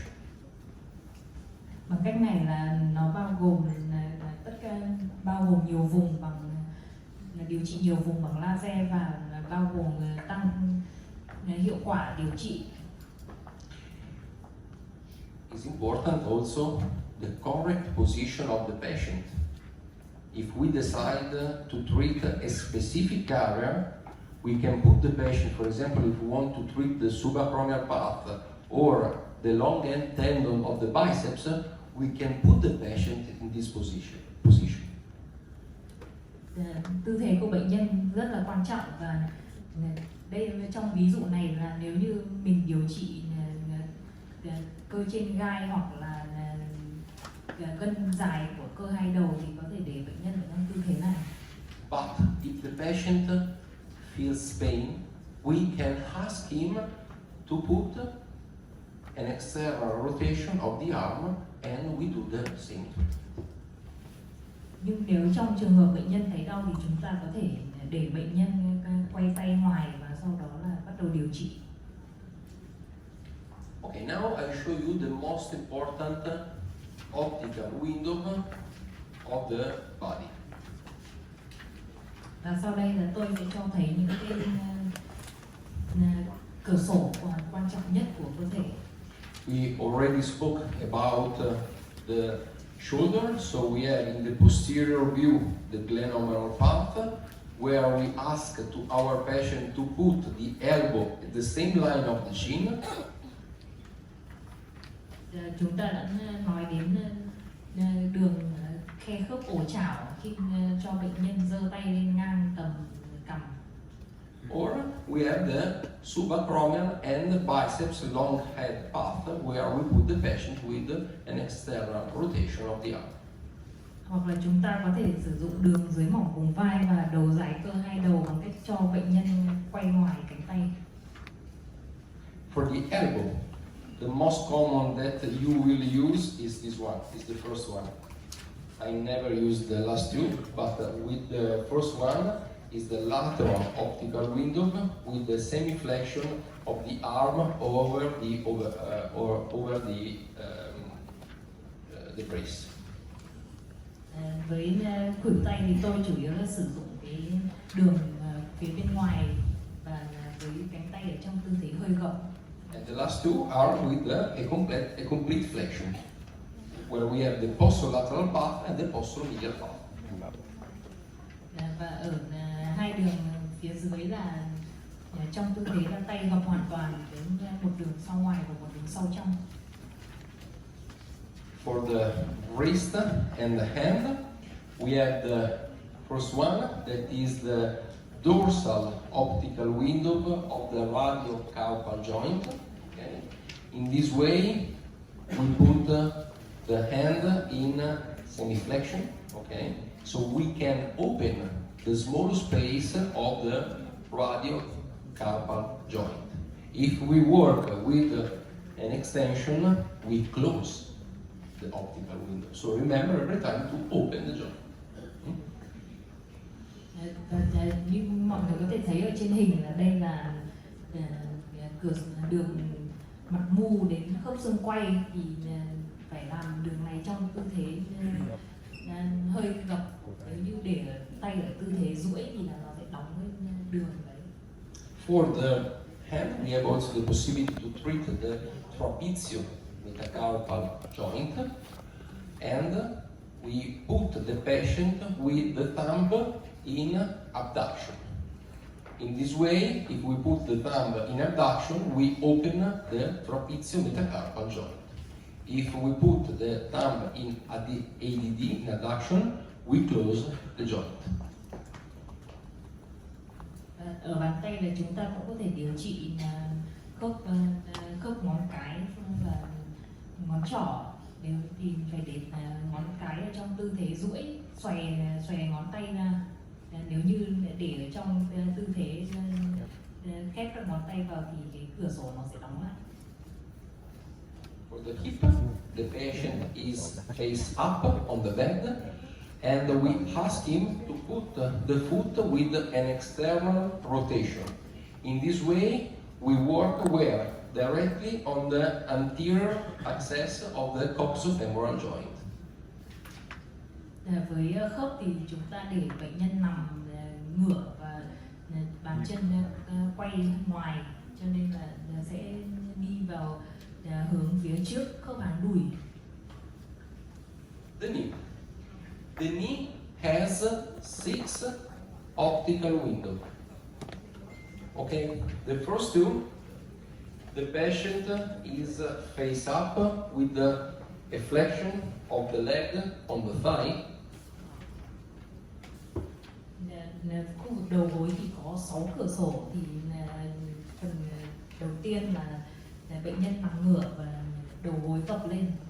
And we work where? On the femoral tibial joint, in the anterior path, on the medial and lateral path. This and this one. Laterally and the medial path.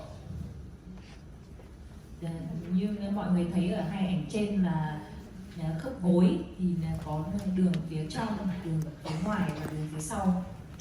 In the third picture, the patient is face down and we work on the same joint, so the femorotibial joint, but in the posterior path, on the lateral and on the medial.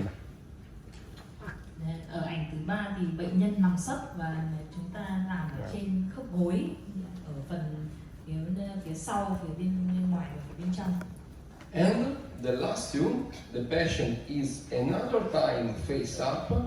What we do, we work directly on the femoropatellar joint. How? With the thumb, we do a shift on the patella, directly on the patella. If we do the shift medially, we are going to open the femoropatellar path on the lateral side. If we do the shift laterally, we are going to open the femoropatellar joint on the medial path. Và hai ảnh cuối là làm trên khớp bánh chè đùi thì mình dùng ngón cái để đẩy bánh chè về phía mình muốn mở cái khớp đấy ra. For the foot, we have the tibiotarsal joint, the anterior medial and lateral path, and the posterior lateral path. The most common that you will use is this one, is the subtalar joint, where we put the foot in inversion to enter with the light of the laser. We are in the subtalar joint. Ở cổ chân và mắt cá chân thì có ba cửa sổ chính, thì hai là ở khớp mắt cá chân và một là ở khớp dưới sen. Thì mình sẽ sử dụng nhiều nhất là ở khớp dưới sen bằng cách là để chân ở trong tư thế quay vào. The metatarsophalangeal joint in the dorsal and plantar path. Và khớp đốt bàn chân, ngón chân cái ở mặt mu và mặt bàn chân. Okay, these are my patients, a clinical case that I treated in my clinic, and I want to show you the result directly also with ultrasound imaging. Và đây là một ca lâm sàng chúng tôi đã điều trị, và tôi muốn cho các bạn thấy kết quả của điều trị bằng cách chẩn đoán hình ảnh trước và sau điều trị. He's a male. He's a tennis player of 40 years old, sorry, with a tendon sprain in tennis elbow. Bệnh nhân nam 40 tuổi bị bong gân do viêm lồi cầu ngoài khuỷu tay.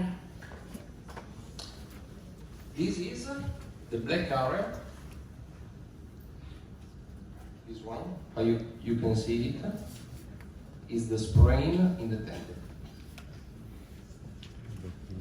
Cái vùng đen ở trên ảnh siêu âm là vùng tổn thương bong gân. Look at the first picture and the second picture. The radiology doctor that works in my clinic, he was not also able to find the scar because we have a complete healing of the tendon after 8 sessions, 2 times in a week in 30 days. We have the complete healing of the tendon. Nhân viên kỹ thuật viên siêu âm ở phòng khám của chúng tôi là không tìm thấy vết sẹo, bởi vì là bệnh nhân có sự hồi phục hoàn toàn sau 8 buổi điều trị 2 lần một tuần sau 30 ngày. Remember this, that thanks also to the biostimulation process, and in particular to the photomechanical process, we have a specific increase of production of collagen of type 2 that help us in this kind of specific pathology to obtain a scar completely elastic and less fibrotic.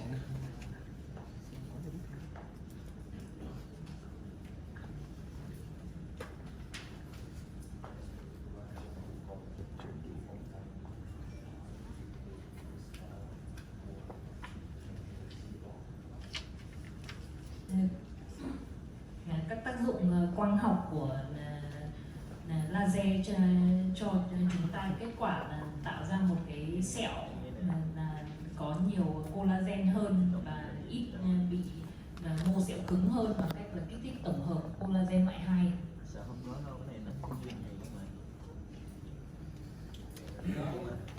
Now we can do a check on the static and dynamic protocol. The static protocol, how is the patient is totally still. He receives in a passive way the therapy without any kind of active or passive movement. Ở đây mình nói về phác đồ điều trị tĩnh, thì trong phác đồ điều trị tĩnh là bệnh nhân nằm yên hoàn toàn, không vận động trong quá trình điều trị. But we suggest to do and combine and to start after 3-4 treatment with the dynamic active protocol. What does it mean?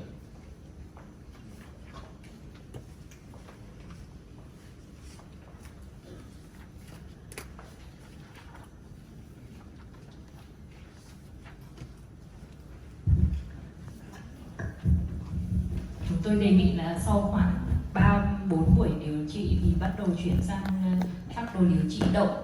Thì đây có nghĩa là gì?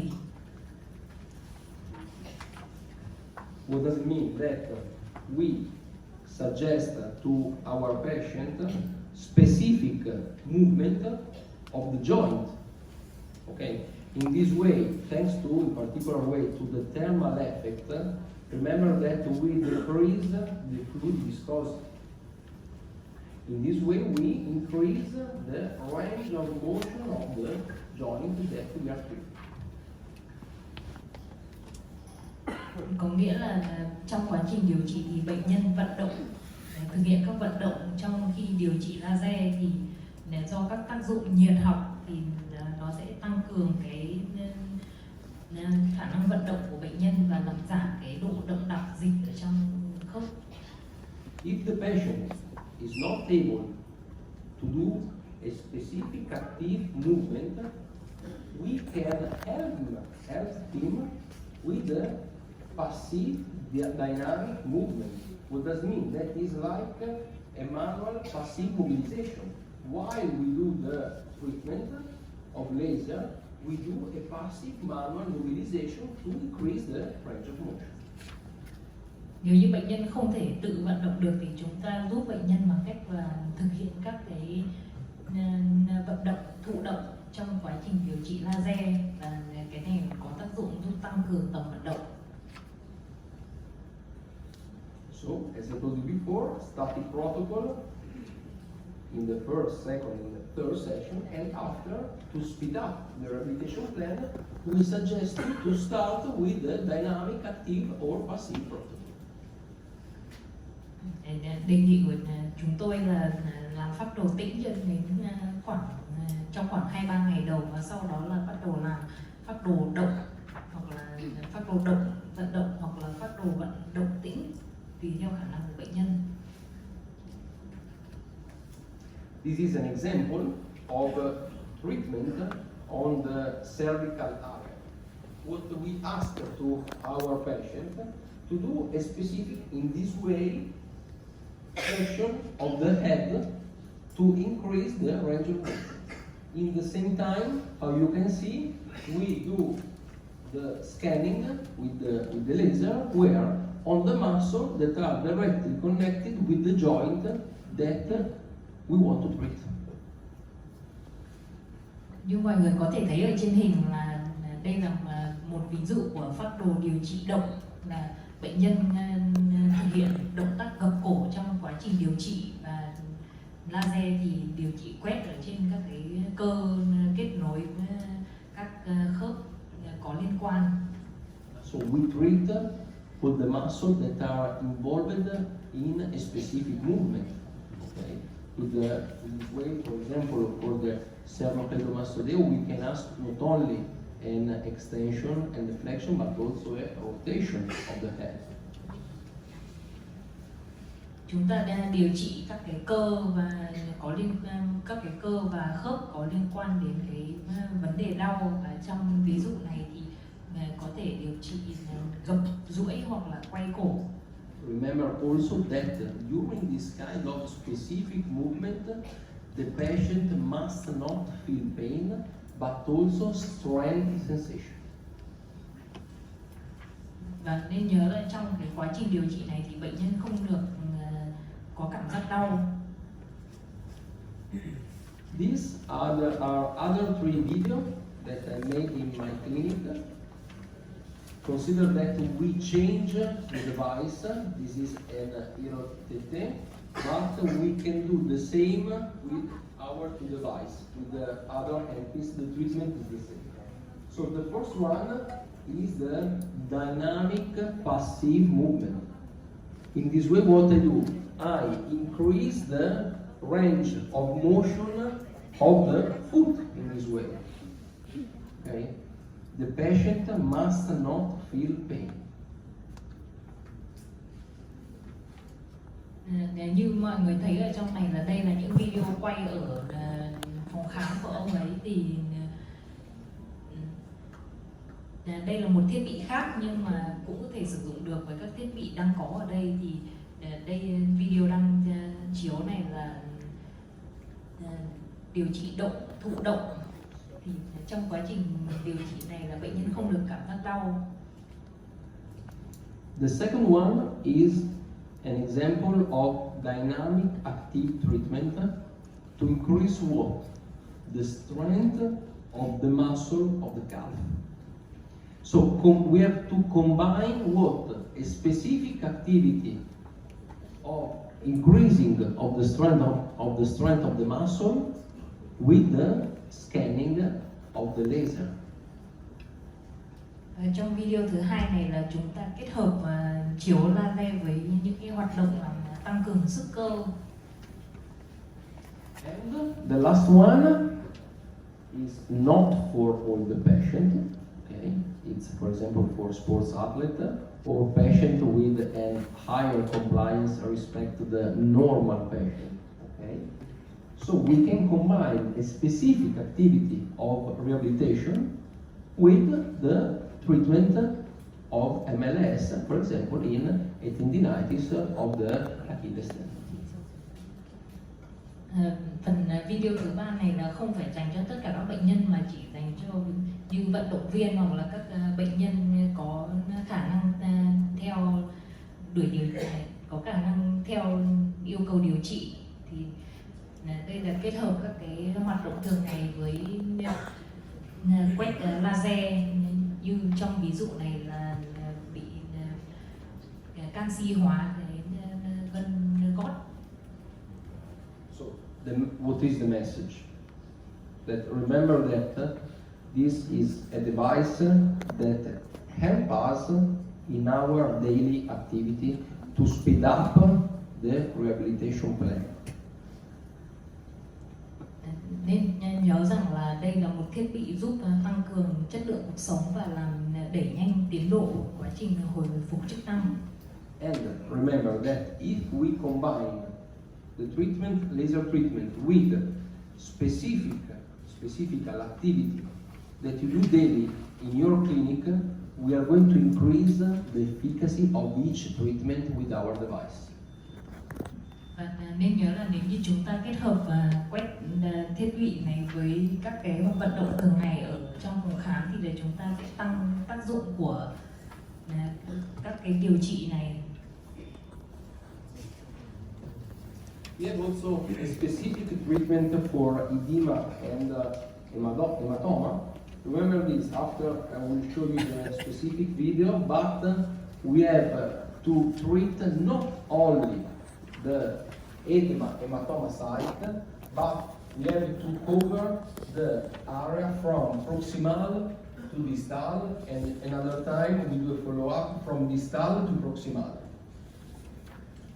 Và chúng tôi cũng có các phác đồ điều trị cho phù và tụ máu. Thì trong điều trị phù và tụ máu thì chúng ta không chỉ điều trị ở duy nhất vùng tổn thương mà chúng ta còn phải quét theo hướng trung tâm và ra xa.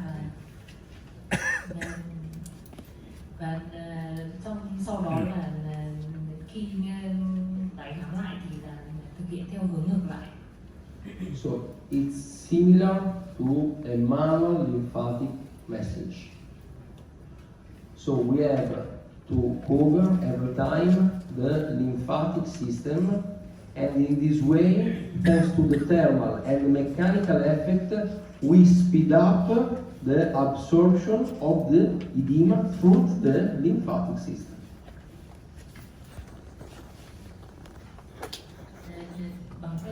Bằng các cái cơ chế của laser là chúng ta quét hệ bạch huyết để làm tăng cường cái tái hấp thu các cái dịch ở trong phù và tụ máu.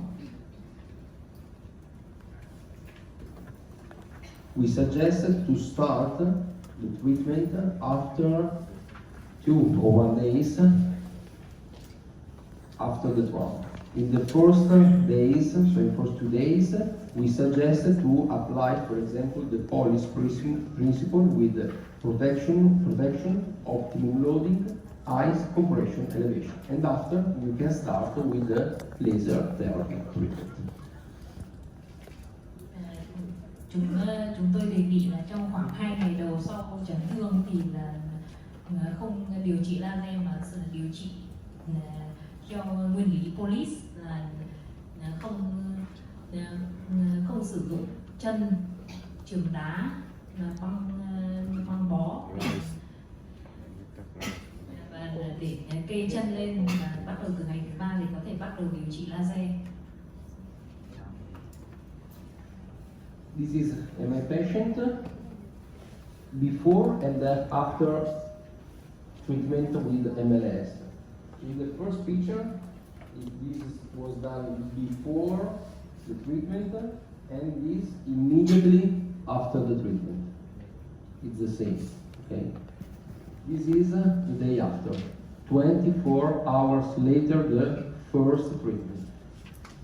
I have the complete reabsorption of the edema area. Đây là một ảnh chụp của một bệnh nhân lâm sàng do bị phù, thì ảnh về phía bên trái ngoài là chấn thương, ảnh chụp sau chấn thương, ảnh ở giữa là chụp ngay sau khi điều trị, và ảnh bên phải là chụp 24 giờ sau điều trị. Remember that every time to obtain this kind of result, we must follow the lymphatic system. So we have to know how to do the correct treatment. In this way, I have used the axillar way. So I start the treatment from the axillar area. I cover the medial part of the arm until the elbow, and another time from the elbow I cover the medial part of the arm to the axilla. In this way, obtain the drainage of all the edema hematoma area. Trong điều trị phù này thì chúng ta cần phải đi theo các cái đường hệ bạch huyết, nên là trong trường hợp này đi từ trung tuyến giữa cánh tay đi lên đến vùng nách để đảm bảo thoát dịch. This is another patient. This is a cyclist that fallen down. Here I have done another kind of treatment directly on the edema area with the Charlie. So in this way, steady on the point, okay? And how you can see, after 24 hours after the first treatment, I have not the complete reabsorption of the edema, but I have an important reduction of the edema area.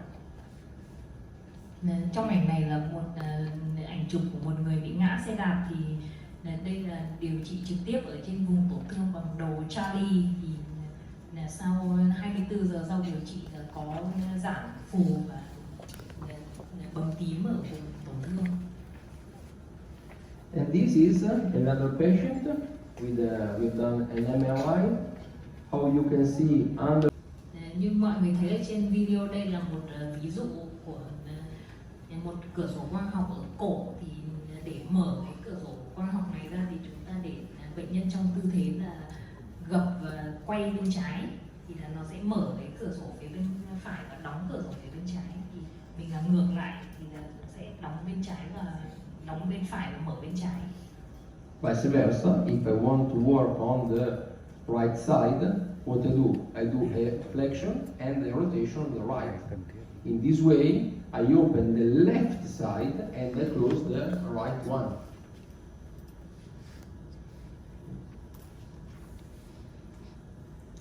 This is another example where we can work directly in a fixed mode with the Charlie. What you see is the diode. That, remember, the diode of the laser is not visible to the human eyes. You can see it with the camera of the phone. That is the triangle. The triangle is the diode of the laser. Đây là điều trị bằng đồ Charlie cố định, thì cái hình tam giác này là không thấy được bằng mắt thường mà chỉ thấy được bằng camera ghi hình của điện thoại.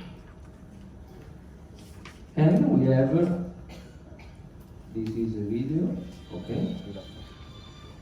How you can see, we have the possibility to treat eventually with the robotic head a certain area of treatment. Remember that the Charlie or the robotic head don't work in contact, but we need a distance around 15 cm respect to the skin. Okay? Như mọi người thấy ở trên video là đây là điều trị bằng đồ robot tự động, thì là có thể sử dụng để điều trị trong một vùng thiết lập sẵn. Thì đồ robot không tiếp xúc trực tiếp với da mà phải cách khoảng 15 cm. And another time, what you see, the triangle that what you see is the diode that is working. Và như mọi người thấy trên hình là cái hình tam giác là cái diode của laser. Remember also that we have the possibility to do a specific treatment where directly on the trigger point.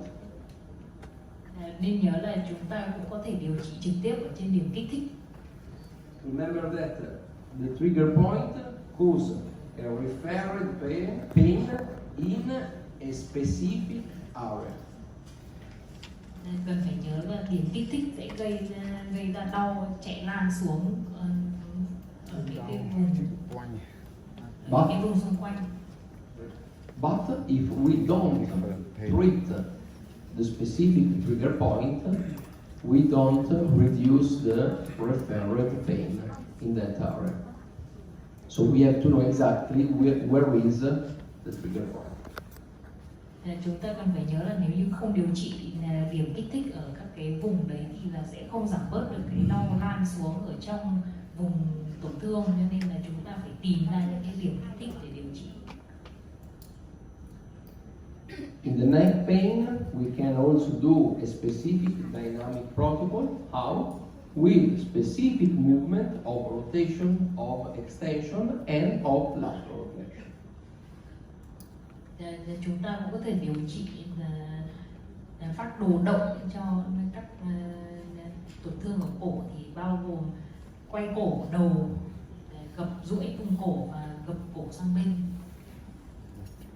Okay, focus on lumbar spine.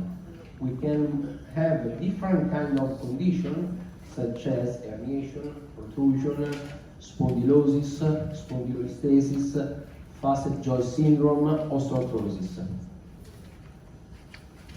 Và sau đây chúng ta sẽ đi đến các vấn đề ở cột sống thắt lưng. Thì các vấn đề phổ biến nhất là thoát vị đĩa đệm, lồi đĩa đệm, khuyết eo cột sống, trượt đốt sống, hội chứng khớp cột sống và viêm xương khớp.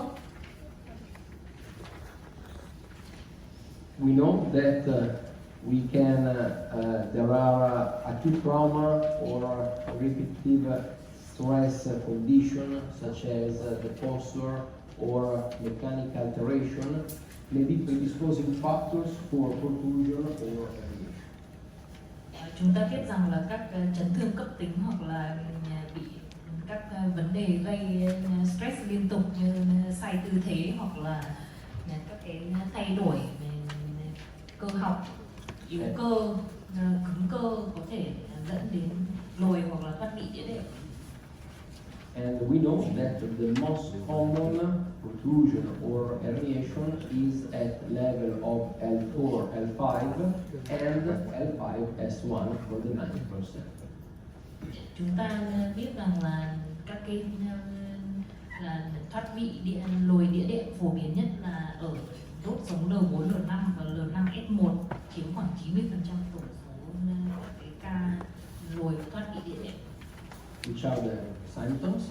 We have a local pain at the spine level, we have muscle contracture, and we could have also a referred dermatomeric pain. Các triệu chứng chính thì bao gồm là đau tại điểm đốt sống bị thoát vị, hiện tượng co cơ ở xung quanh vùng thoát vị và đau lan ra các cái đốt da ở vùng thoát vị. This is, I like this picture because it gives us the different disc condition. So from the normal disc to the degenerative disc to the bulging disc to the herniated disc to the thin disc to the degeneration of the disc. So different kind of condition that where the patient could feel pain in the spine area. Trên ảnh là các cái bệnh khác nhau mà có các cái vấn đề khác nhau về đĩa đệm, thì ảnh bao gồm một đĩa đệm bình thường, một đĩa đệm bị thoái hóa, một đĩa đệm lồi, đĩa đệm thoát vị, đĩa đệm bị mỏng đi và đĩa đệm thoái hóa có gai đốt sống.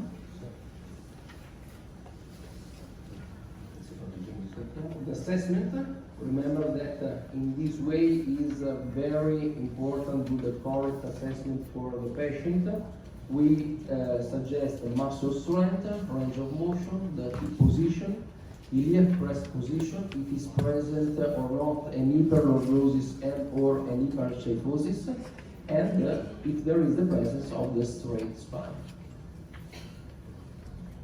Trong đánh giá đau cột sống thì chúng tôi đề nghị là đánh giá lực cơ, tầm vận động, vị trí hông, vị trí màu chậu, bệnh nhân có bị quá ưỡn hoặc là gù không, và bệnh nhân có bị cột sống quá thẳng không.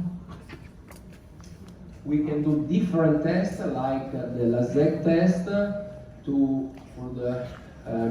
for the crural nerve, or for the sciatic nerve, or we can do the Wassermann test for the crural nerve. Chúng ta có nhiều bằng cách lượng giá khác nhau, ví dụ như lượng giá Lassenwald để đánh giá thần kinh tọa, hoặc là lượng giá Wassermann để đánh giá thần kinh đùi. If tests are positive, every time is better require a radiography, and we suggest this kind of approach and treatment with this patient: rest, taping, manual mobilization, active range of motion exercises, strength increase exercises, stretching, and obviously MLS laser therapy. Nếu các bài lượng giá trên có dương tính thì nên yêu cầu bệnh nhân đi chẩn đoán hình ảnh, thì chúng tôi đề nghị điều trị nghỉ ngơi, dán băng dính, tập vận động bằng tay, tập vận động chủ động, tập tăng sức cơ, tập duỗi và điều trị laser. We suggest to use the specific protocol that is called lumbar spine treatment. For the acute phase, we suggest 3 times in a week. For the chronic, no more than 4 times.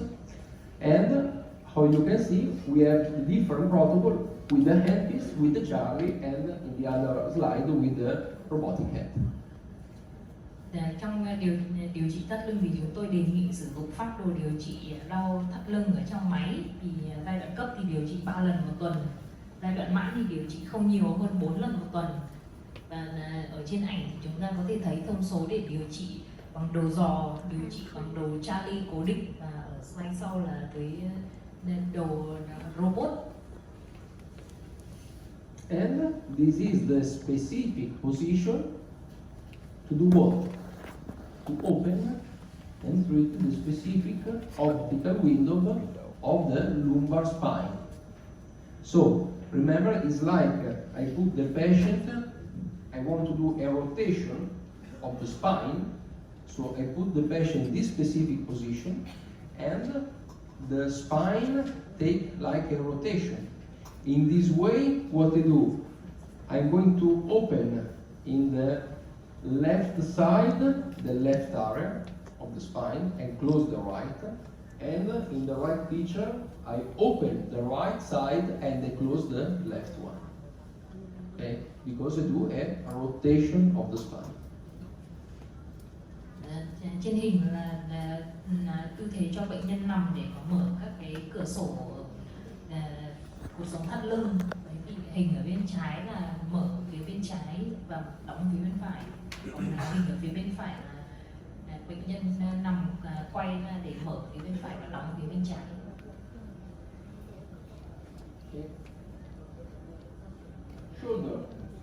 Also, in this way, every time the correct clinical assessment of the shoulder.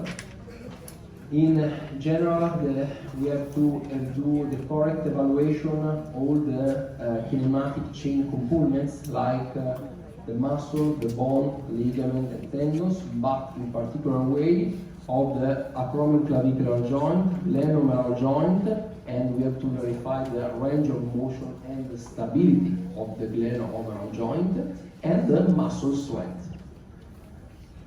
Ở vai thì chúng ta cần phải đánh giá tổng thể tất cả các bộ phận trong cái chuỗi động học gồm cơ xương, dây chằng và gân, nhưng mà chủ yếu tập trung vào khớp quạ đòn, tập vận động và ổn định của khớp cổ chảo cánh tay và lực cơ. Remember also in this way to do the global approach, so don't treat only the shoulder and pathology side, but like in the picture we have to treat the neck, the dorsal area, the scapular area, the deltoid area, the arm area and the chest area. Như theo tiếp cận toàn thể, chúng ta không chỉ tập trung vào vùng vai là vùng tổn thương, mà chúng ta cần phải điều trị vùng vai, vùng ngực, vùng lưng. These are the three kinds of specific treatment, with the handpiece another time, with the Charlie and with the robotic hand. Trên ảnh là các cái hướng dẫn điểm điều trị với đầu cầm tay, với đầu robot và với đầu Charlie. The same video that you have seen before. Remember also in this time the specific position of the patient for the specific treatment that we want to obtain in the pathology that we want to treat. Đây là video như trước, là tư thế của bệnh nhân để mình điều trị các cái bệnh.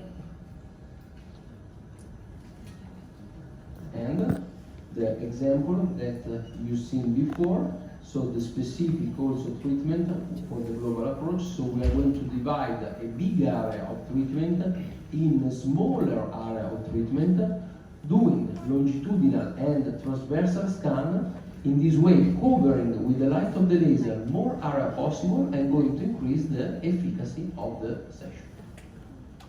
Chúng ta chia nhỏ các cái phần điều trị ra và quét theo chiều dài và chiều dọc và chiều ngang để tăng hiệu quả điều trị. The trigger point of the shoulder is like you have seen before on the neck, so it's similar the concept. Every time remember to treat the specific trigger point with a specific referring pain.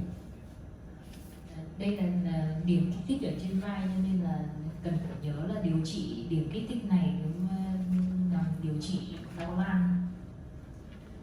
The optical window, that we have also spoken about that, and we have different kind of tests. One of these is the job test to test the supraspinatus. Và chúng ta có rất là nhiều phương pháp lượng giá khớp vai, thì trong hình này là lượng giá job là để đánh giá cơ chân gai.